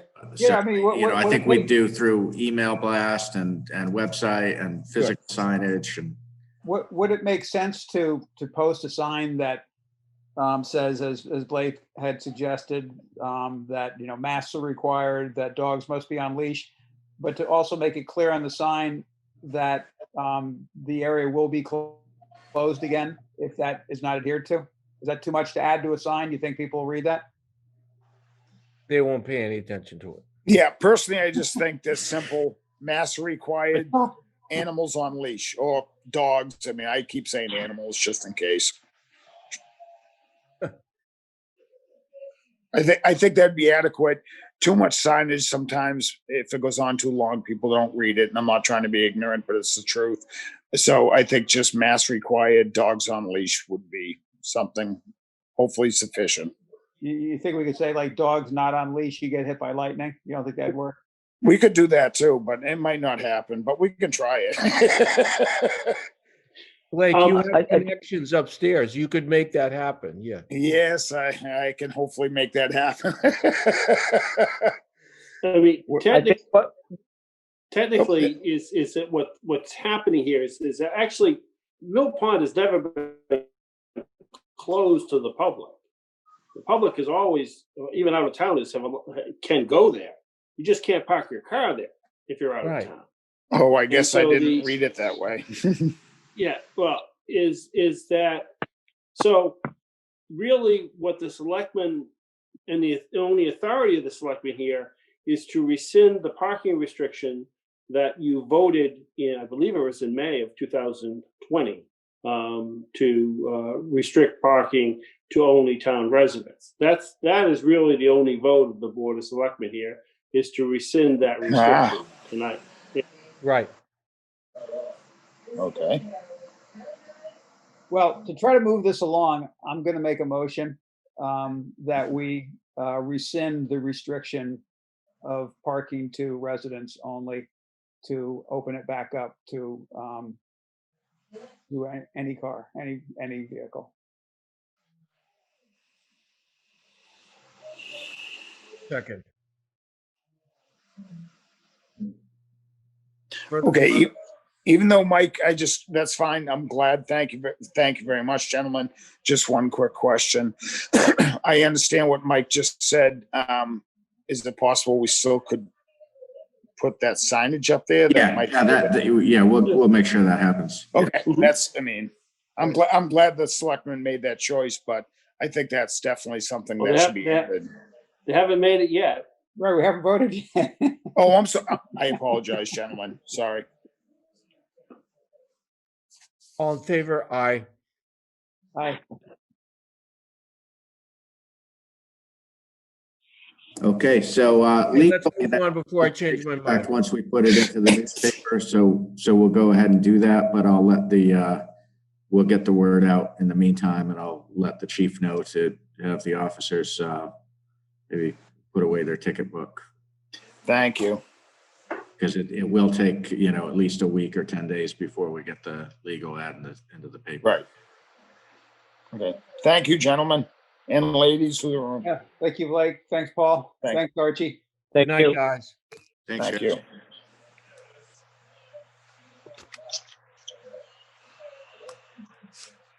Okay, we have another parking area of concern, parking down by the gate for people that are walking around the reservoir. So Angus, you've dealt with this more. Can you tell us a little more? Yeah, so we've got resident Mike Walters is here, and you have in front of you, he submitted a couple of emails with a number of photographs raising concern about safety issues of cars parked along Moulton Street in front of the reservoir, as well as noise impacts and litter impacts on the abutting properties. So he's both raised the concern as well as brought forward a potential solution that he's recommended. I've told him this is the first the board's first formal consideration of this. So I don't know, I said tonight's meeting may advance the ball, but I didn't know, whether the board's going to be ready to take action or whether you just want to understand the concern and see where you want to go. But we did have some input that we got from the DPW director and the police chief that I included in your packet. So maybe if Mike, if you want to take the floor and just summarize the concerned that you put it in the emails, and I can pull up the map and do a screen share so people can see what we're talking about.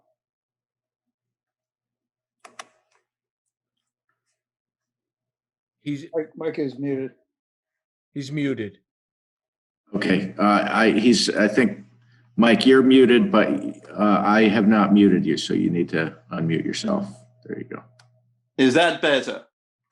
Got it. Yep. Okay. If I could give you some background information first, I think it would be helpful. We have lived in town since 1980. My wife and I, as senior citizens, in 2018, I used to drive around, since living in town from 1980, I used to drive around the Indian Hill Reservoir regularly and just thought the area was beautiful. So when in 2018, a lot came available, I bought that lot. And we built a house there, and we moved there about 16 months ago now. My wife is disabled. She's in a wheelchair. And one of the reasons, well, a couple of the reasons that we made the move after being in the same place for almost 40 years was, number one, the view. And number two, having a house that was designed to meet her disabilities. So as I mentioned, we've been in there now almost 16 months. And when I used to drive around the area before we bought the property, there never used to be any cars parked in front of the property. Occasionally there'd be one, maybe two cars at the most, but the vast majority of times there was never any cars there. Since, and I think a lot of it has happened because of the COVID situation, since really February of last year, the situation has got to an out of control. With at times I've got 12 cars parked all along the front of my lot, which is unsightly. It spoils the view for my wife, and being disabled, she really likes to take in the view. As I mentioned in the emails that I sent, I think it's also dangerous. And I was wondering if there's any chance that the town could make that a no parking zone. For the general area, there are two parking spots, one on Indian Hill Street, which probably would take about 8 cars, and another parking lot on South Street in Byfield, which takes about 3 cars. Besides, in front of my lot, there is about 80 yards further up the street, another kind of unofficial area where sometimes people park. And then there is also a parking area closer towards, I've got it marked on the map there, where presently fishermen park, and it's an area of town land. And it also is large enough at the moment that people aren't parking along the side of the street, but they're completely pulling off the street. And so it doesn't cause any danger, as well as I don't think it's offensive to anybody. So I was wondering if there was something that we could do as far as the parking situation in front of my property. I'll tell you, Mike, my comment first off is, I agree that I live not too far from there, and I often use that as one of my running areas. And there's more cars, definitely, and the vast majority of cars are people that bring their canines to walk unleashed in that area, or they use it to even throw tennis balls into the reservoir for the dogs. It's an attractive dog walking place, just as Mill Pond is, because it's unregulated. I personally tried to get leashes mandatory in that area because I was concerned with dog waste and just people leaving bags and everything else there right next to a reservoir, sometimes 2 feet from the reservoir, public drinking water supply. So I think it's an attractive nuisance because of its the ease of people to walk dogs there. No one agreed with me on the leash law thing for that area, so I think that's part of I think if we made it more difficult for people to walk their dogs there unleashed, that there'd be fewer.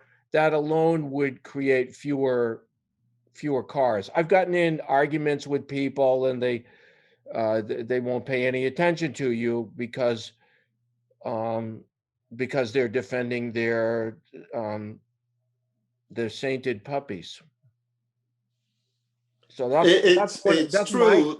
easiest suggestion before we even start going into parking things, is to protect the drinking water supply and limit people from having dogs unleashed in that area. And people clean up after their dogs, which people do not. I have photographs that I will not share with you. Horrendous. I know exactly what you're saying. That is part of a problem as well. But I think that the two main problems are it's completely the reason that we moved to that area after being in town in another house for 39 years was to take in the view, as well as having a house designed around my wife's disabilities. And now, instead of having a beautiful view, I've got up to 12 cars parked across the front of my my lot. And as that's one of the problems. And then the other problem is I took a picture just this weekend, which I forwarded to Angus. And one of the people that were taking their child for a walk around the reservoir had let the child run in front of them, so that they were about 12 feet. There's about 12 feet of distance between the child and the adult. The child was directly on the street, directly at the back of the parked car, just as a truck went past. And I think that alone is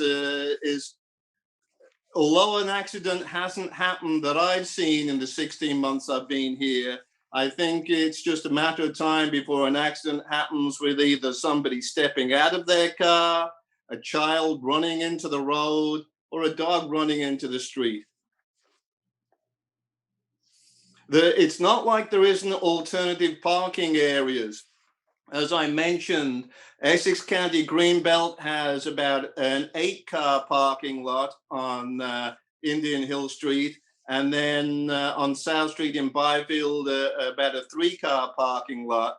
There is that area that I've mentioned where the fishermen are, and you could, without having to do any work there, you could get people parking off the roadway and probably get 5, 6, 7, 8 cars parked there quite easily.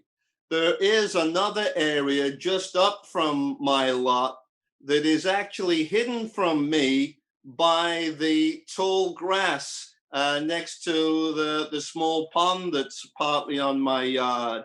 And so there's a parking area there, which is only about 70 to 80 yards from the area where people are parking now. So it's not a long distance. And that is completely hidden from me. So it's something that isn't a detraction as far as looking out my yard. although it still doesn't help with the safety factor very well.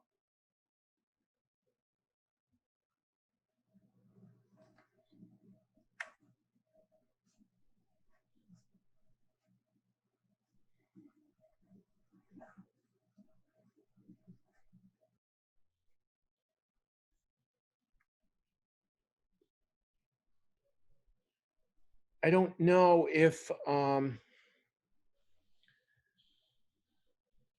one thing that may happen is simply that this could simply disappear because of if things go back to normal. That would be one possibility. It certainly seems that there's way more cars than there were even 3 years ago. As if I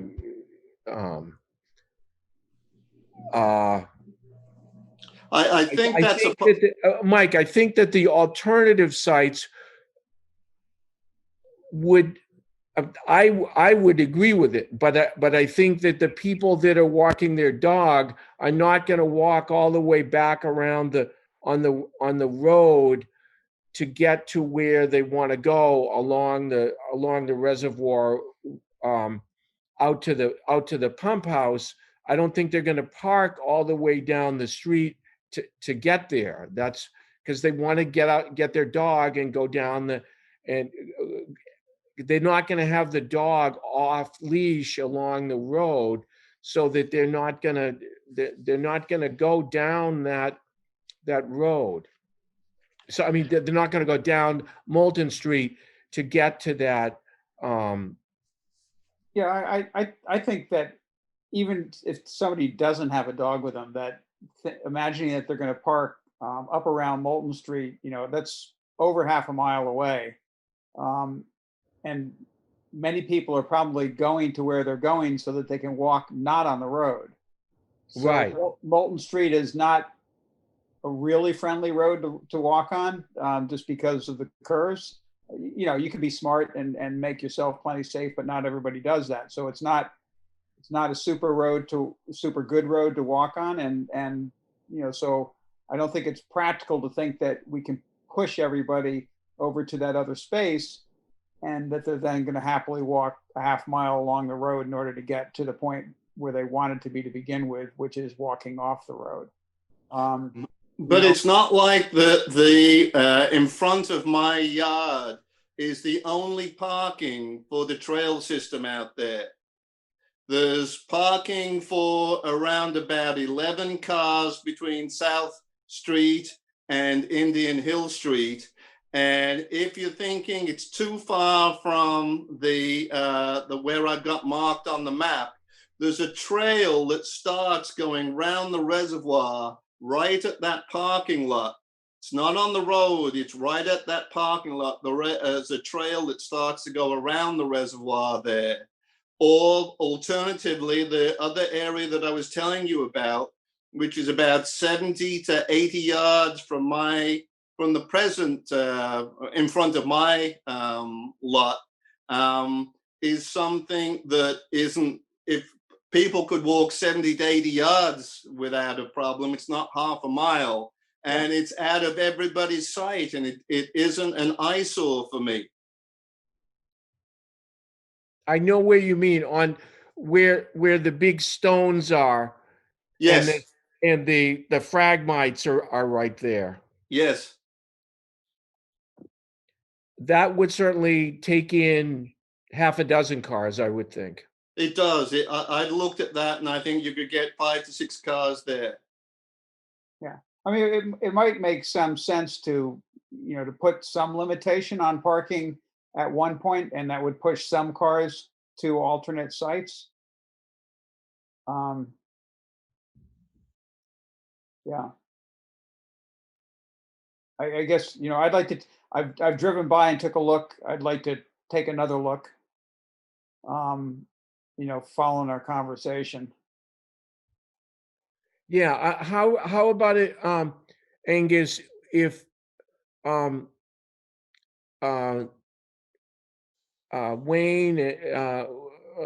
went down there and just sort of he has a sense for, how much a space needs and where we could maybe maybe put a sign up or two to discourage things right in front of the gate. And where Mike is talking about is not, that is close. That's totally walkable. It's not way around the corner. Yeah, I think that'd be great. I know, Wayne went and took a look, but he hasn't met with Mike. And I think seeing what Mike Walters is describing would be really helpful. Maybe that could happen, I think, pretty quickly, and then report back to the board. And depending on scheduling, that's something that, Rick, I think, I know your schedule is pretty flexible, and I know Archie's gone and taken a look himself. He lives in the area. But I think it'd be great, for the board to all have a kind of an on the ground understanding of the situation. Yeah, It I also drove depends through on the- that today, and I'm generally, I've been through there hundreds of times, and I've run by it, I've walked by it, I've ridden my bike by it, I've driven by it. But I'd like to take a look at the additional spots that Mike's talking about. So Rick, this is not on the reservoir side of the street. This On is the on other the side. other side of the street. Yeah, and it's before you get to Ilsley Hill Road. It sounds like It's almost adjacent to Isley Hill Road. Almost right at that intersection. Yeah. Yeah. Okay. So I recall, this is going back 10 or 15 years, that the woman who lived in the house that was previously where Mike's house is now, I know she had conflicts with people parking there years ago, but I think that was when they parked on her side of this, on the house side of the street, if I remember correctly. That brings up a good point that I wanted to request, that if you guys did feel that you could put a no parking area there, I think it would be wise to do it on both sides of the street, because if you don't and only put it on one side of the street, then people are just going to come along and park on the other side of the street and just do the same as they're doing now. Okay. Well, Mike, we will check into this whole situation. I can make myself available. I'm retired now, so if anybody wants to come along, I'd be happy to meet them and explain in detail my thoughts. Okay. Good. I'm sorry. Go ahead, Rick. Oh, no, I was going to say, I think you had some comments from the DPW director and also from the police chief, and maybe it'd be worth just referencing those. Yeah, sure. So the chief, he had taken a look. He was well aware of the situation. There's quite a few cars out there. He questioned whether the proposed parking area, because of the proximity, was realistic, whether people would actually park there and walk back over. Can I just interject then again, though? People are thinking that proposed parking area, there isn't any access to the trail going around the reservoir. And there's a trail that goes directly from that parking area. Mm. So Mike, just out of curiosity, that trail that goes directly from that parking area, I know somebody who lives over along the reservoir. I know, or I believe the city of Newburyport owns some of the land, but I think we need to be careful to make sure we're not directing people to walk on a trail that crosses private property. That we are. I agree. I agree. Suggesting that that's the route they should take.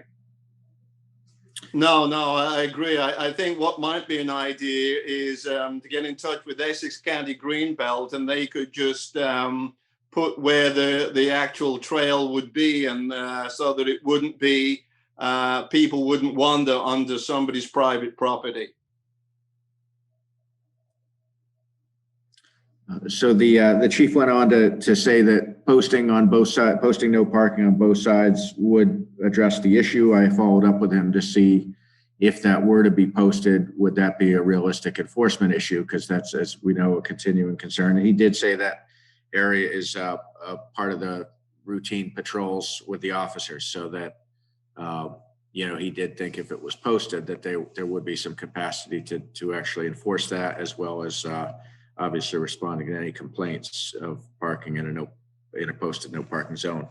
DPW director, he didn't have real concerns with the parking activity, and said, with a fairly low traffic road, that parking on street can be have a traffic calming device that can, or effect that can slow vehicles.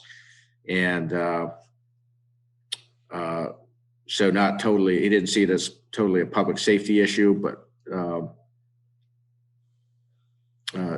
he's going to follow the policy of the Board of Selectmen, obviously. So, well, as I've mentioned, and as I've sent to Angus, there is that shot that I just took this weekend. I just happened to be looking out the window. And so, I mean, this is probably multiplied by 10 times over a month period. But I happened to be looking out the window, and that kid was right on the road, right at the back of the car where the truck couldn't see him, and the truck just went past. So I disagree with that evaluation. And I would also say, would the DPW person like 12 cars parked across the front of his yard?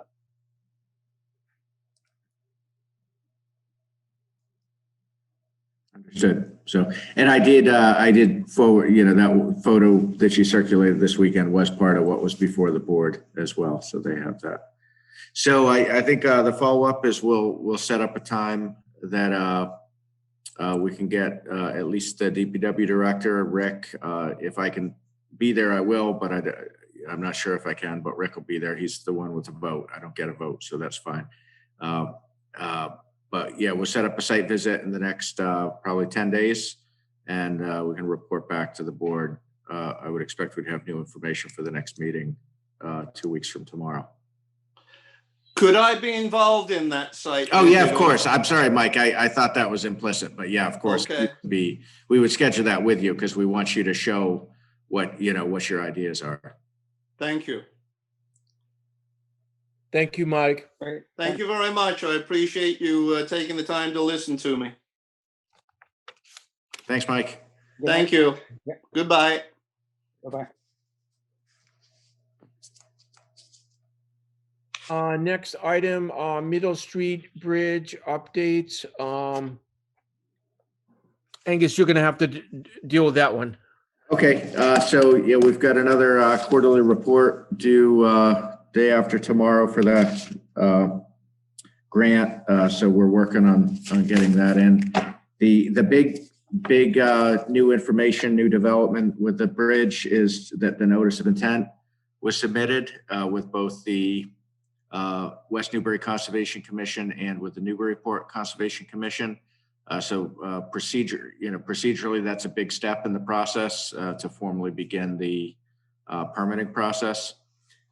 So I don't believe that a date has been set to open that hearing.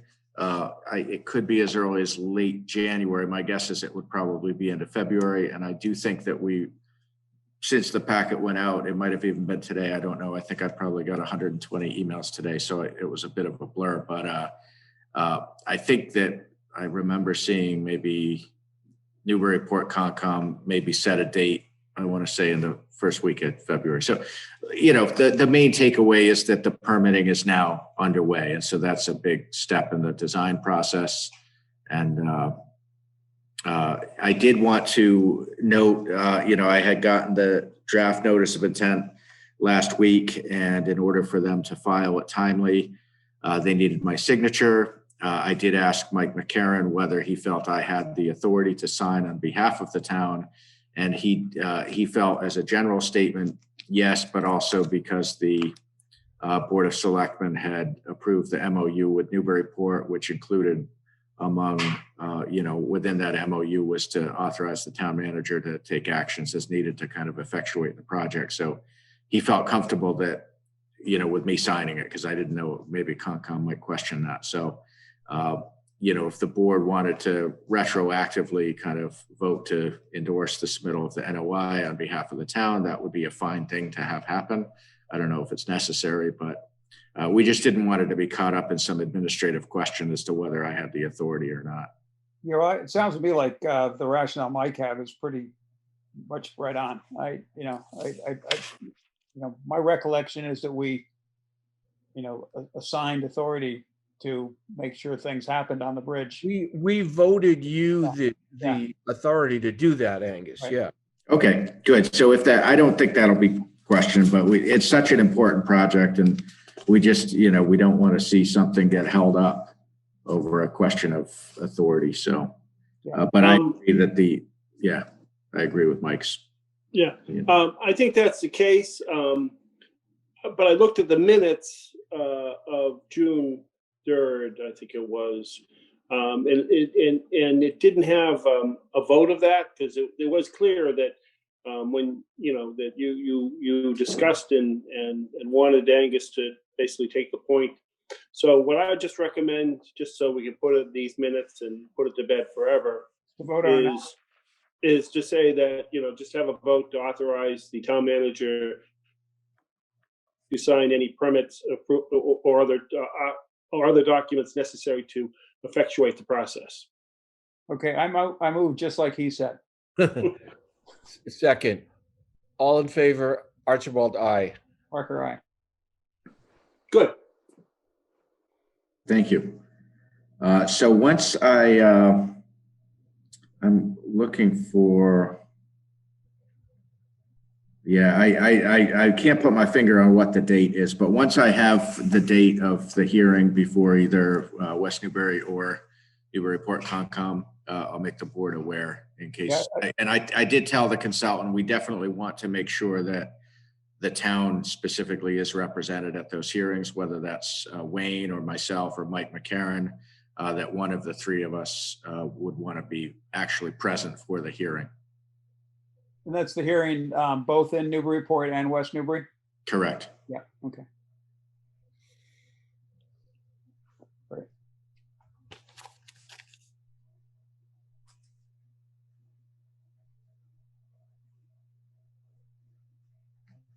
Okay, next item, FY22 budget schedule.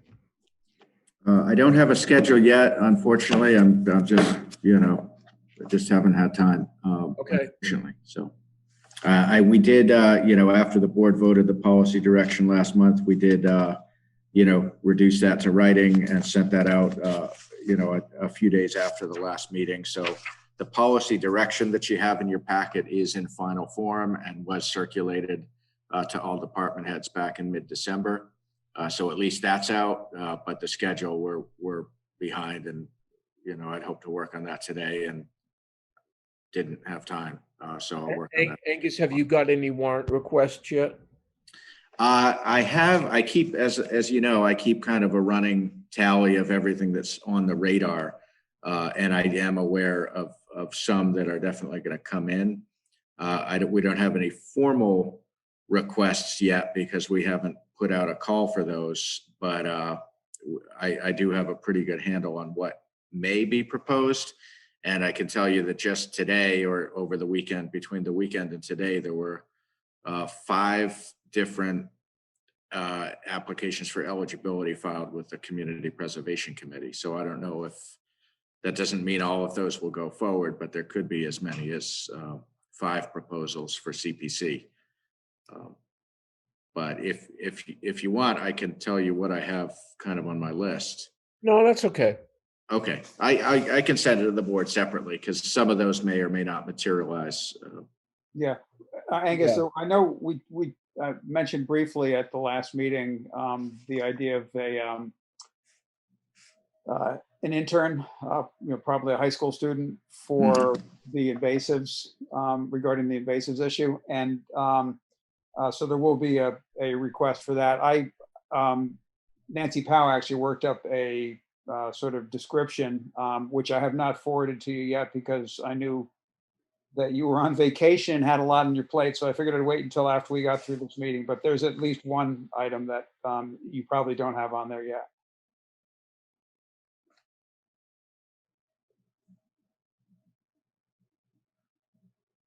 Okay, I would make a motion to approve the minutes of November 30th, December 7th, and December 14th, 2020. I'd second, but with a little bit of discussion. Okay, Let's find those minutes now. Actually, I just made a couple of notes, and I know there were a couple other things which I think I can locate, but I guess the first note is on the minutes for 11:30, November 30th, 20.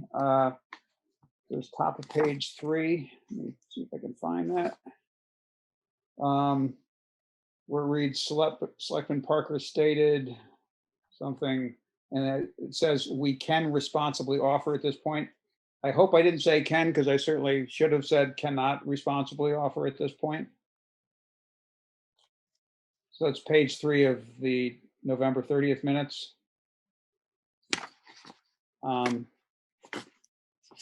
Angus, you don't know off the top of your head what pages the minutes fall. I'm trying to find that them. page 90. Yeah, it starts on page 91. So that, 93. yeah, Okay, yeah. So sorry, I was referring to the minute page as opposed to sure. to the packet page. And then on page 4 of those same minutes, oh yeah, this is a typo. Where it reads, I think Archie was saying something, it says over 97% of revenue comes from revenue, and I think that's supposed to be should come revenue. The second occurrence of revenue should be residential. Oh, second paragraph, first line. Yeah.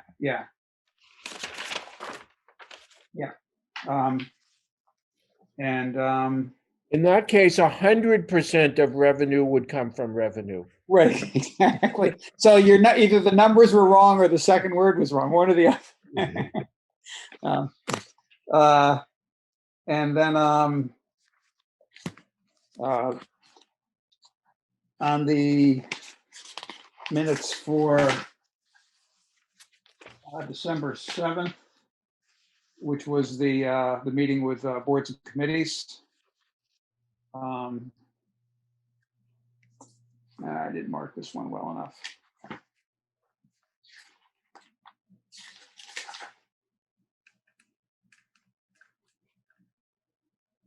Well, I'm not going to find it right now. I didn't mark that one. But there was just sort of a series of clauses that were out of sequence, so it wasn't clear what was being said. Oh, actually, here it is. Yeah, presentation of the conclusions from the MVP process. That's where it was. So it's page 106 of the packet, which was the December 14th minutes.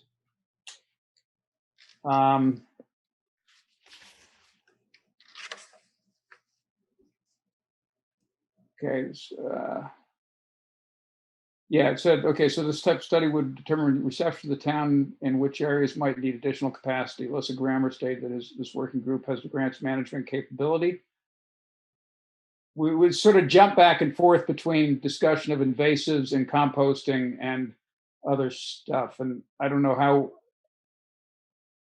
maybe I should just send you this paragraph. Maybe we should approve, and I can shoot this over to you, Angus. Just to reorder, just so it makes sense if somebody happens to read it in the future, because the thoughts are out of sequence. I see what you mean. Yeah. Yeah.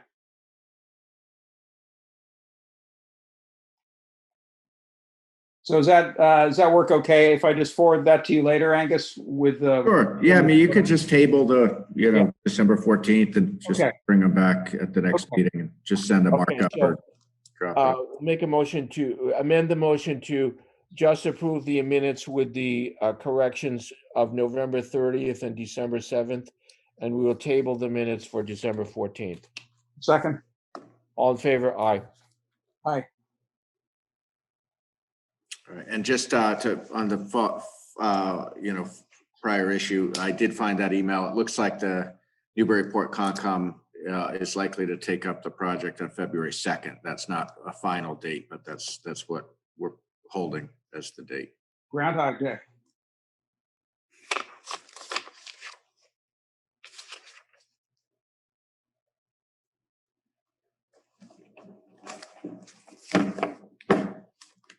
All right. Next issue on the agenda is an update on the Soldier Sailors. As you know, we executed the design contract.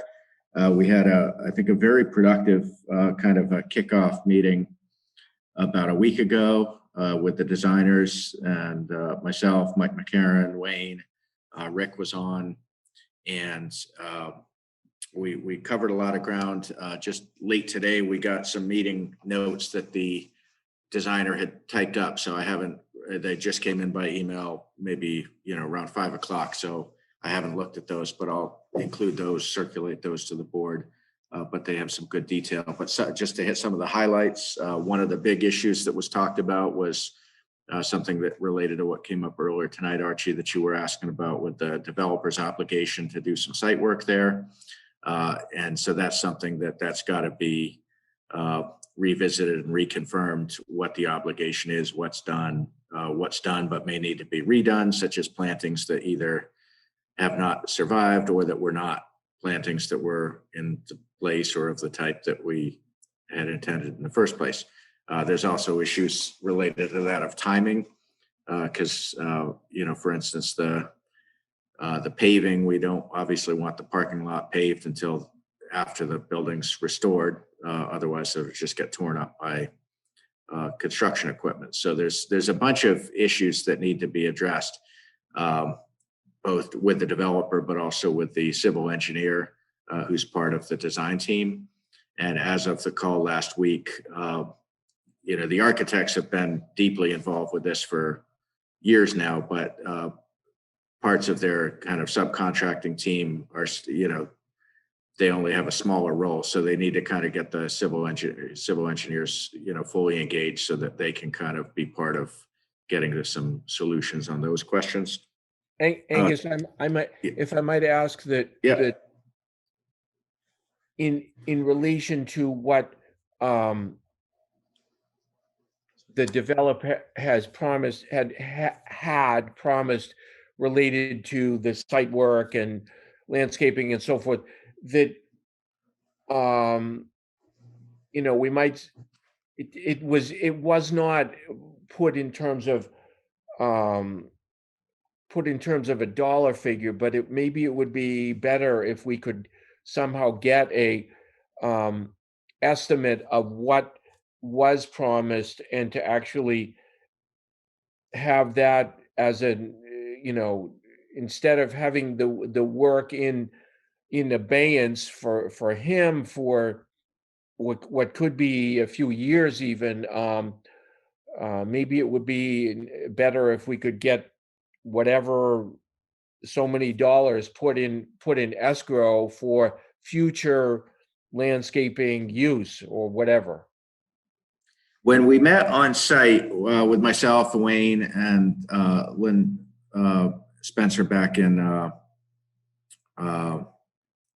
the fall of 2019, he understood, the developer understood, and with the developer, I should say, with Chip, he understood that the project was dynamic. At that point, we were early in the design process and didn't know what the end game was going to be in terms of landscaping or site improvements.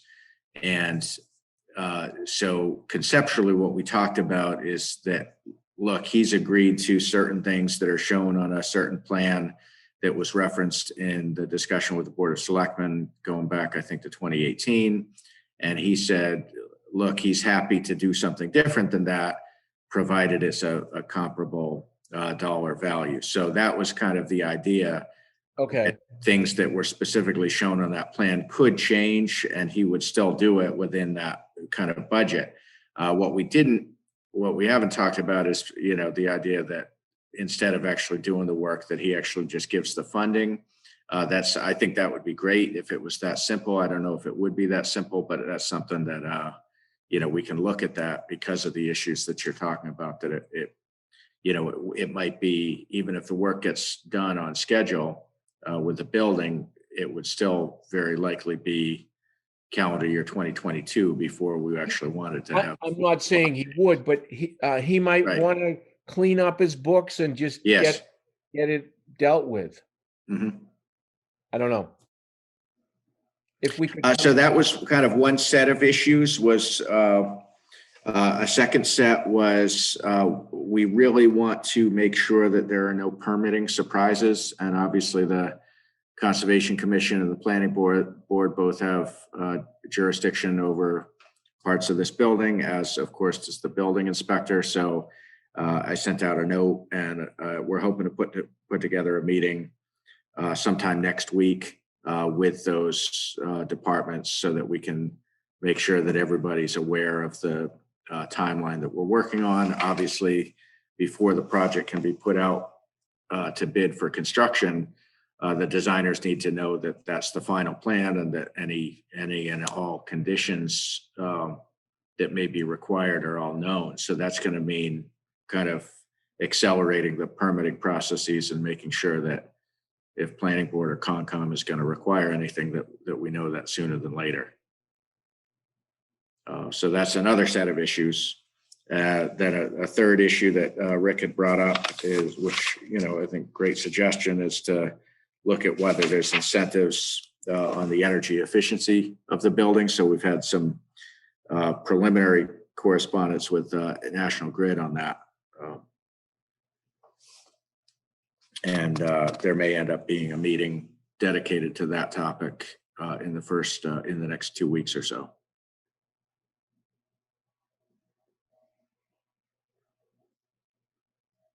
So we got our hands full with this project. It's going to take quite a lot of time and focus, as we've known right along, to get this done.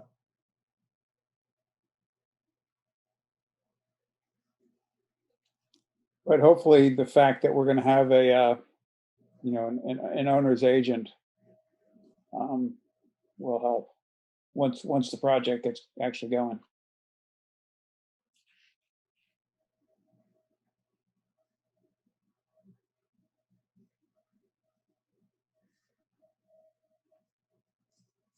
Okay.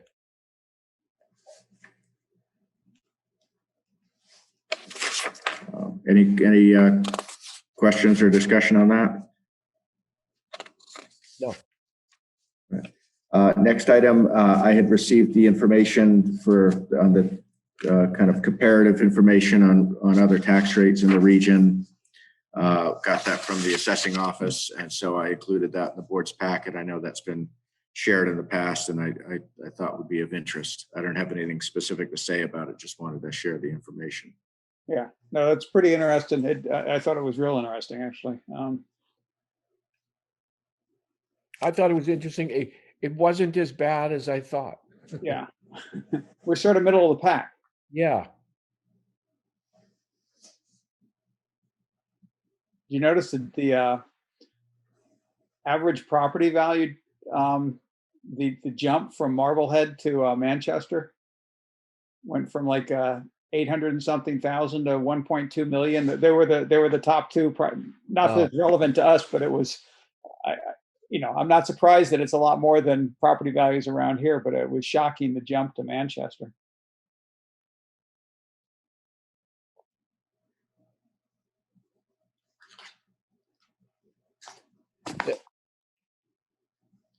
Wow.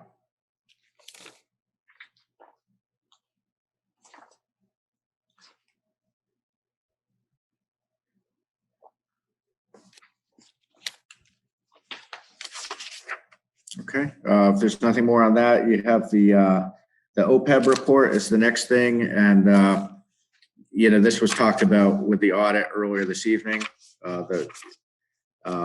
And we did have the actuary come in and meet with the investment policy committee probably right about a year ago. I think it was December or January of last year. And I think that, one of the items that was talked about earlier tonight with the audit is whether to, manage that resource based on returns, which have been very positive, or based on this, the impact that the current balance has on the actuarial, evaluation of the long-term rate of return. But another big change that Tony referenced tonight is this use of the more updated mortality tables. It was a big factor in why the town's OPEB position is worse in this report than it had been with the prior report, or actually 2 years ago. We're making this all seem like this is the end of the world, and it's not.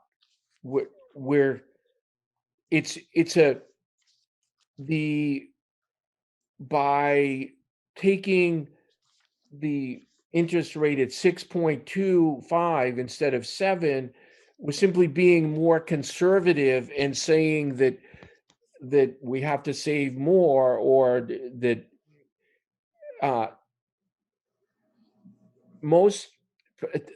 probably most people would argue that even 7 is overly optimistic in terms of long-term returns. So, and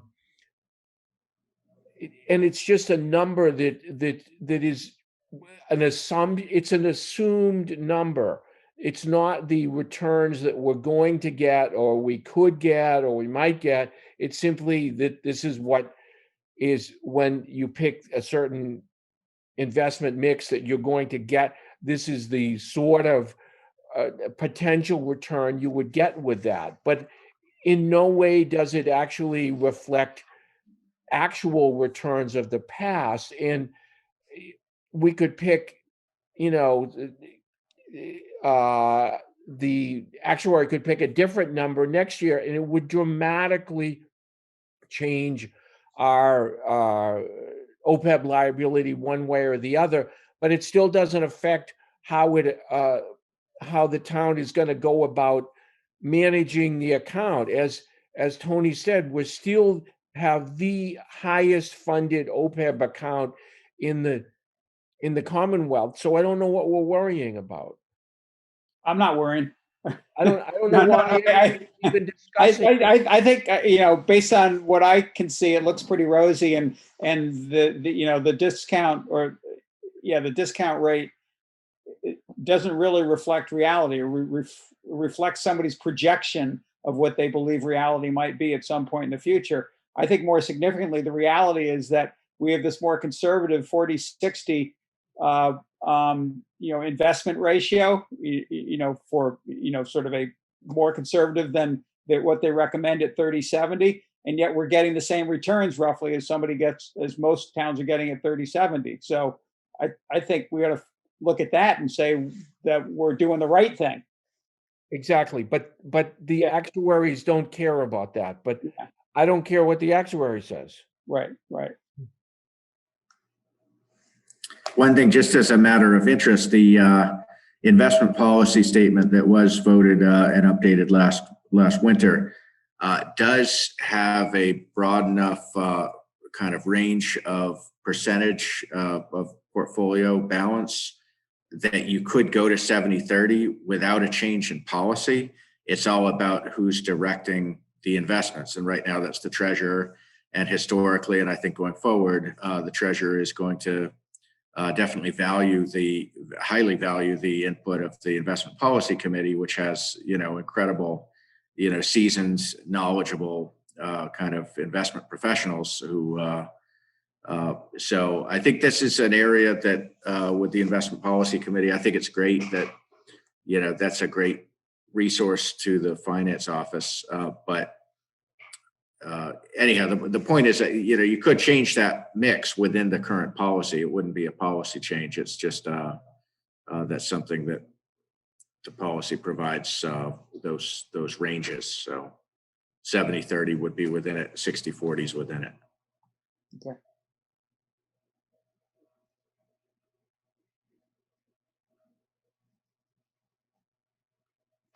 Great. All right, next items. The electric vehicle charging stations. This is an interesting one because this is a new wrinkle.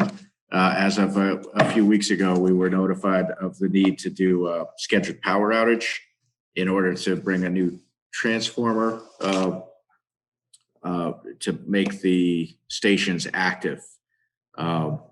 So, I've been in touch with and that would be a scheduled outage of 4 to 6 hours roughly. And that would affect the 1910 building, the public safety complex, and the senior housing and the senior center offices. And the public safety complex is no issue. They have a backup generator. The 1910 building, not a big issue. We could plan around that, especially if it was on a Friday when the offices many of them are closed anyway. The issue becomes that the senior housing. And so I have been corresponding with the housing authority director as well as the council on aging director. And they both said, they'll be happy to, work with whatever we do. And if there is a scheduled outage, they'll assist with notifying residents. But there is a concern that they have that certainly I share about whether we ought to be going forward with a scheduled power outage in the middle of winter, when we have residents who are, over 100 years old. And so even if the actual outage didn't end up being that big a problem, let's say it wasn't on a day that was that cold or something, I think that it could cause significant anxiety, letting people know this is going to happen. And so I wanted to, I sounded out the issue with National Grid of whether they would give us, potentially some extension of the time to bring these stations online, because at the time the timeline was set, we didn't know about this requirement for an outage. And I talked to Lori Timmerman last week, and she was going to check with her two colleagues who would be the ones to make that decision. And she thought she might be able to get back to me today, and we didn't connect. But I didn't say that's what we wanted to do. I just wanted to find out if that would be an option to potentially delay the activation of the stations. But I wanted the board's input as to how you want it handled. Well, personally, I think if that's what needs to be done, then that's what we ought to do. We ought to delay. Kind of pains me to have to say that, but that's we should be prudent, and protective of the people who are living in that housing, because some of them are pretty vulnerable. The only thing I guess I'd throw out there is that if we get pushback from the utility about their incentives and risking the incentives, then we should talk with the utility and find out if it's possible. If they may have portable generators available that they use on some of their projects. And I'm pretty confident that the senior housing is all on a separate electric service. And, they might be able to bring in a portable generator and connect to that electric service and provide power to the senior housing. I don't know that they can, but it's if push comes to shove, it's a question we should ask probably. And I did bring up that question with Lori. Yeah, I did ask her about that, and she, she's not the person who would get into that. So she said that would be a different department, but that is something I asked about. Right. Okay. So I would say if we can delay it, how about like after March 15th, like the middle of March? Otherwise, let's see if we can get a portable generator. It seems like they should be able to handle it. That's not a huge complex. It seems that it seems like that would be doable. Rick, I agree. Yeah. No, I mean, what are there? I'm trying to remember how many living units there are there. Is there a dozen? I think it's 18. It's more like 18. Okay, but they're all small, and my guess is their loads are pretty, a 4,000 watt generator might be enough. Or, I mean, I don't know what size it would take. I'd let them size it, but it doesn't strike me as a huge load there. Mhm. Seems unlikely. So yeah, March 15th works. I would push. I think we have tentative start date for that HVAC upgrade on April 1st. So, probably want to get it done at least a week before that, but March 15th to March 22nd, somewhere in that range. Okay, What do you think of that, Archie? fine, yeah. Okay. Okay, I'll let you know what I hear back from National Grid on the incentives. So Angus, I don't know if you saw buried amongst those 150 emails that you got today. It was quite a day. Yeah, the email that I forwarded to you from Horizon Solutions, where I did, yes, on the Page School is active, and we just need to. So it's now active at Page School, so that when you get a chance, and nobody's holding their breath, it isn't critical, but when you get a chance, if we can get that account initiated with ChargePoint. And we did finish the setup with ChargePoint, but at that time we didn't have the information that you sent this afternoon, so we couldn't actually turn on the two things. But all the we signed the paperwork and we did creating all the accounts a week or so ago. But one thing I did want to raise, I'm not sure if we got it right on the rate that was set on the charging.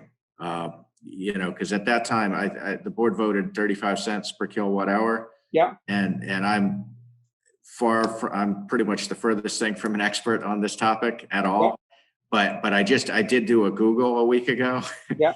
And I think that I was seeing that the kind of prevailing rates are actually quite a lot lower than that. Rick, do you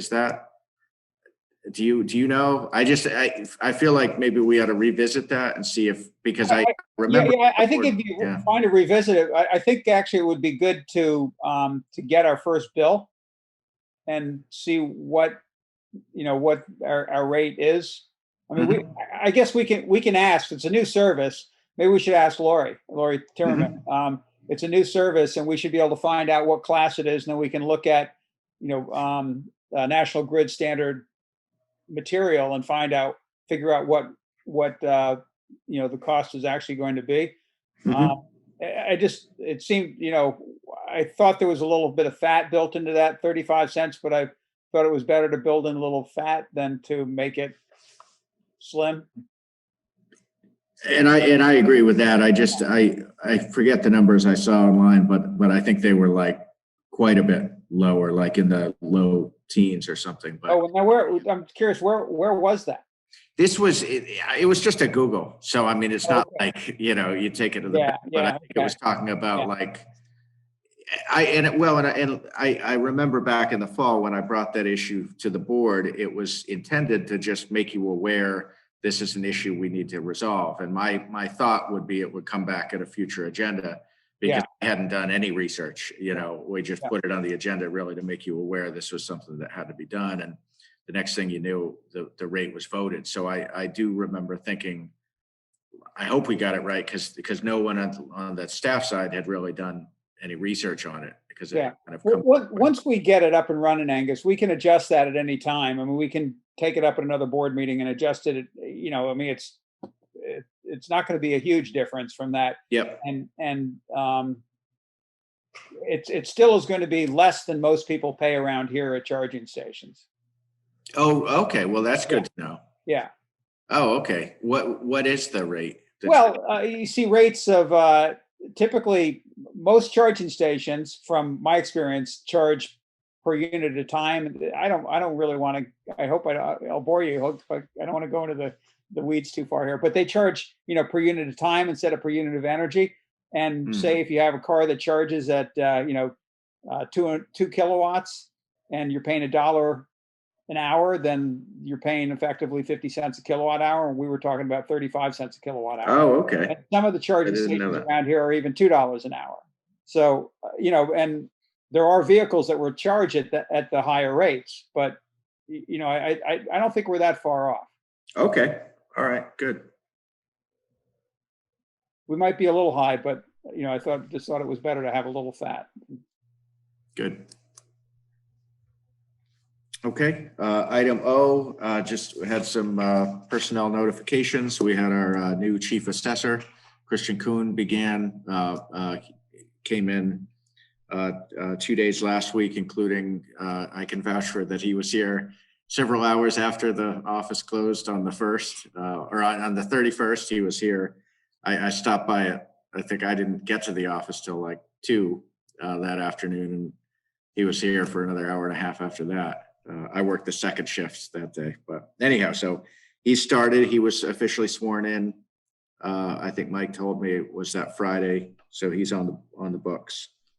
I think I had notified you at a prior meeting about Diane Faulkner transitioning toward retirement. Is going to be a huge loss for the town clerk's office. She's been just a mainstay of that office for not quite 2 decades, but almost. So we have to make sure that Mike's office has the, coverage. We did appoint Marie Falzani on a temporary basis to do 8 hours a week in that office while Diane transitions down. We have not yet advertised the full position of assistant town clerk because we want to make sure that we have the job description just right. And we also want to look at the hours that we've got budgeted and with regard to the bigger picture of capacity and, whether we want to plug in the same hours or maybe look at a different structure that could be helpful. So Mike and I are working on that. And then related to that, on job descriptions, as the board knows, we did bring the assessor on at half-time hours instead of the full-time that it had been. So with that, some adjustments to the assessor and the assessor's clerk job description, I think, are warranted. And I think the board is in favor of going forward with those changes. And then we did, prior to filling the clerical assistant, the town clerk position, we made some adjustments that Mike recommended to bring that more in line with what the position actually does. And just to be clear, this clerical assistant to the town clerk is not the assistant town clerk. That's a separate position. But this was a job description that was on the books that went back to, I think, went back a number of years. And so we dusted it off and made it current for the purpose of the temporary appointment of Marie Falzani. Okay. Great. So I'll work on those assessor job descriptions and let you know what we arrive at on that at a future meeting. Great.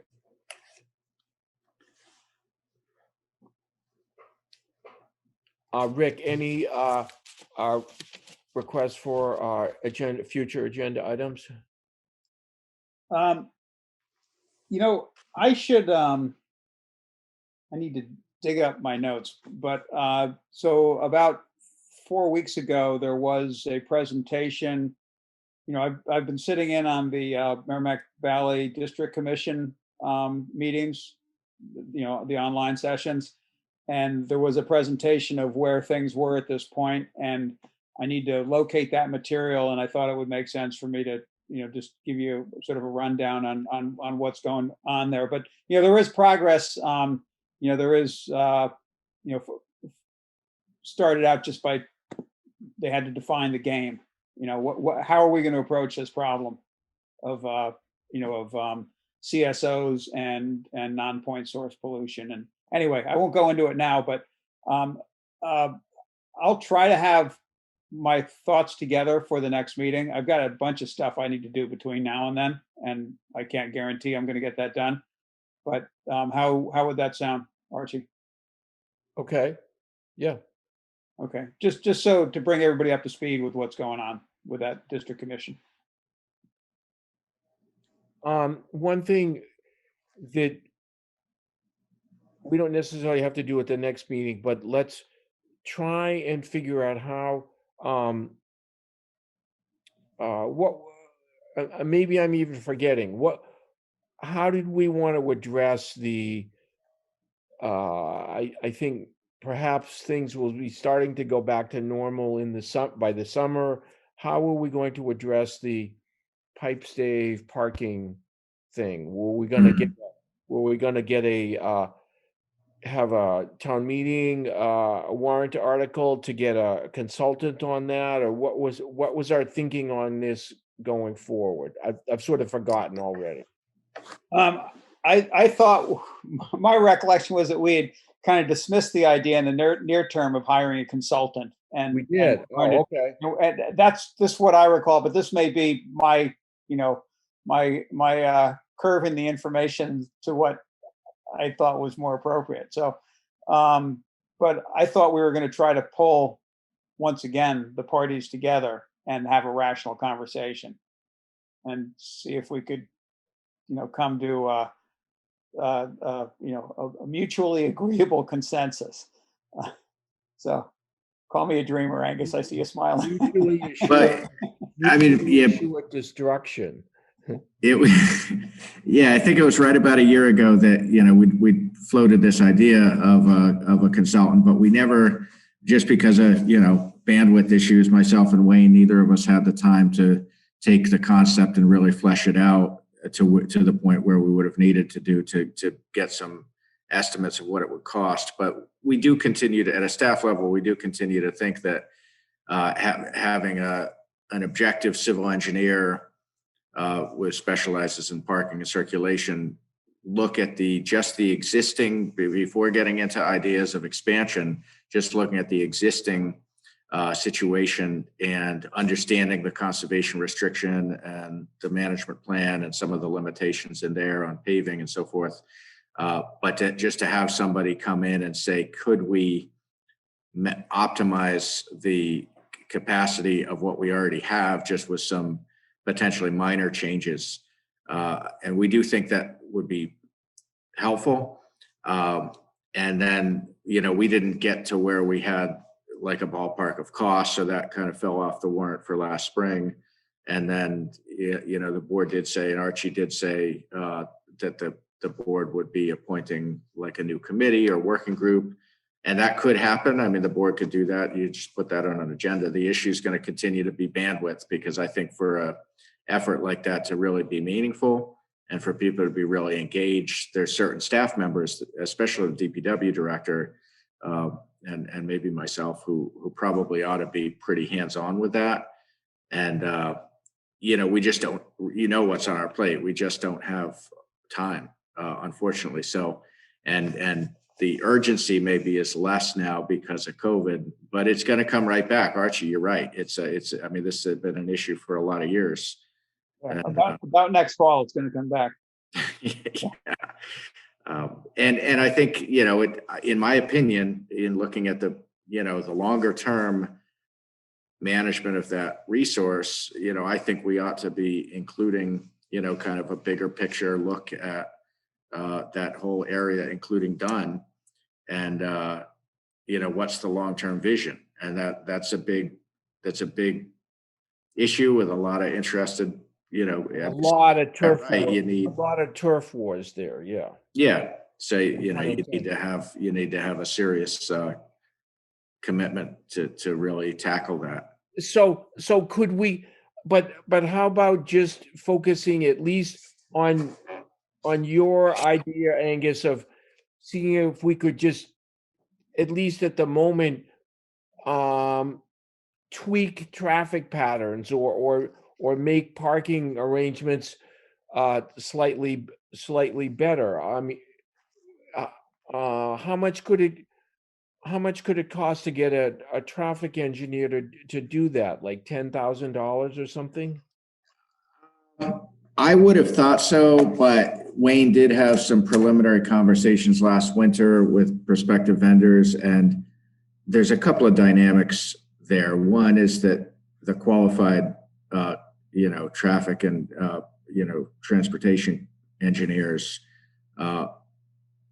they don't want to spend time on small contracts. They're Okay. competing for 6 and 7 figure contracts. So that's just a reality of that. You know, if you can find someone who's qualified, who lives in the region, who is willing to take on a small project just to help, that's great. But the second issue is once you have a professional engineer involved, if, you know, even if you're asking them for kind of conceptual level planning, if they're concerned about putting their stamp on something, that's going to lead them to need to do a certain amount of due diligence before they put their, you know, professional stamp on it. So I found in my career, it's sometimes harder to get engineers to do more of your like conceptual level, because they're engineers. They're very hesitant to do something unless they're doing it to the nth degree, because they don't want to compromise their kind of professional standing.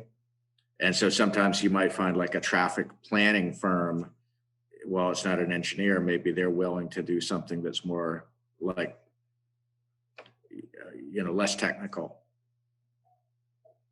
Okay.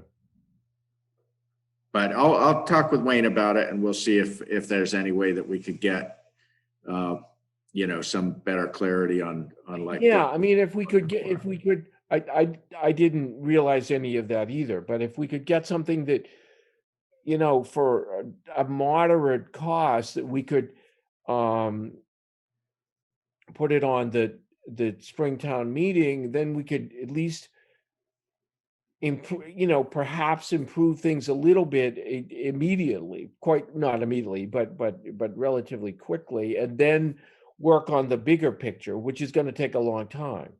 Mhm.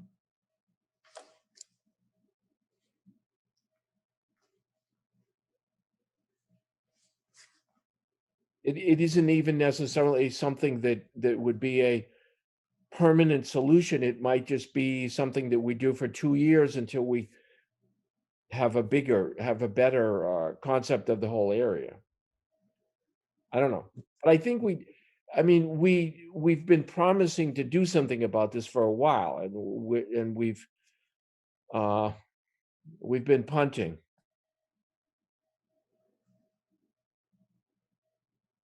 Okay. Are we all set? I think so. Thank you, everybody. Make a motion to adjourn. Second? All in favor? Aye. Aye. Happy New Year. Happy New Year. Thanks. Well, later.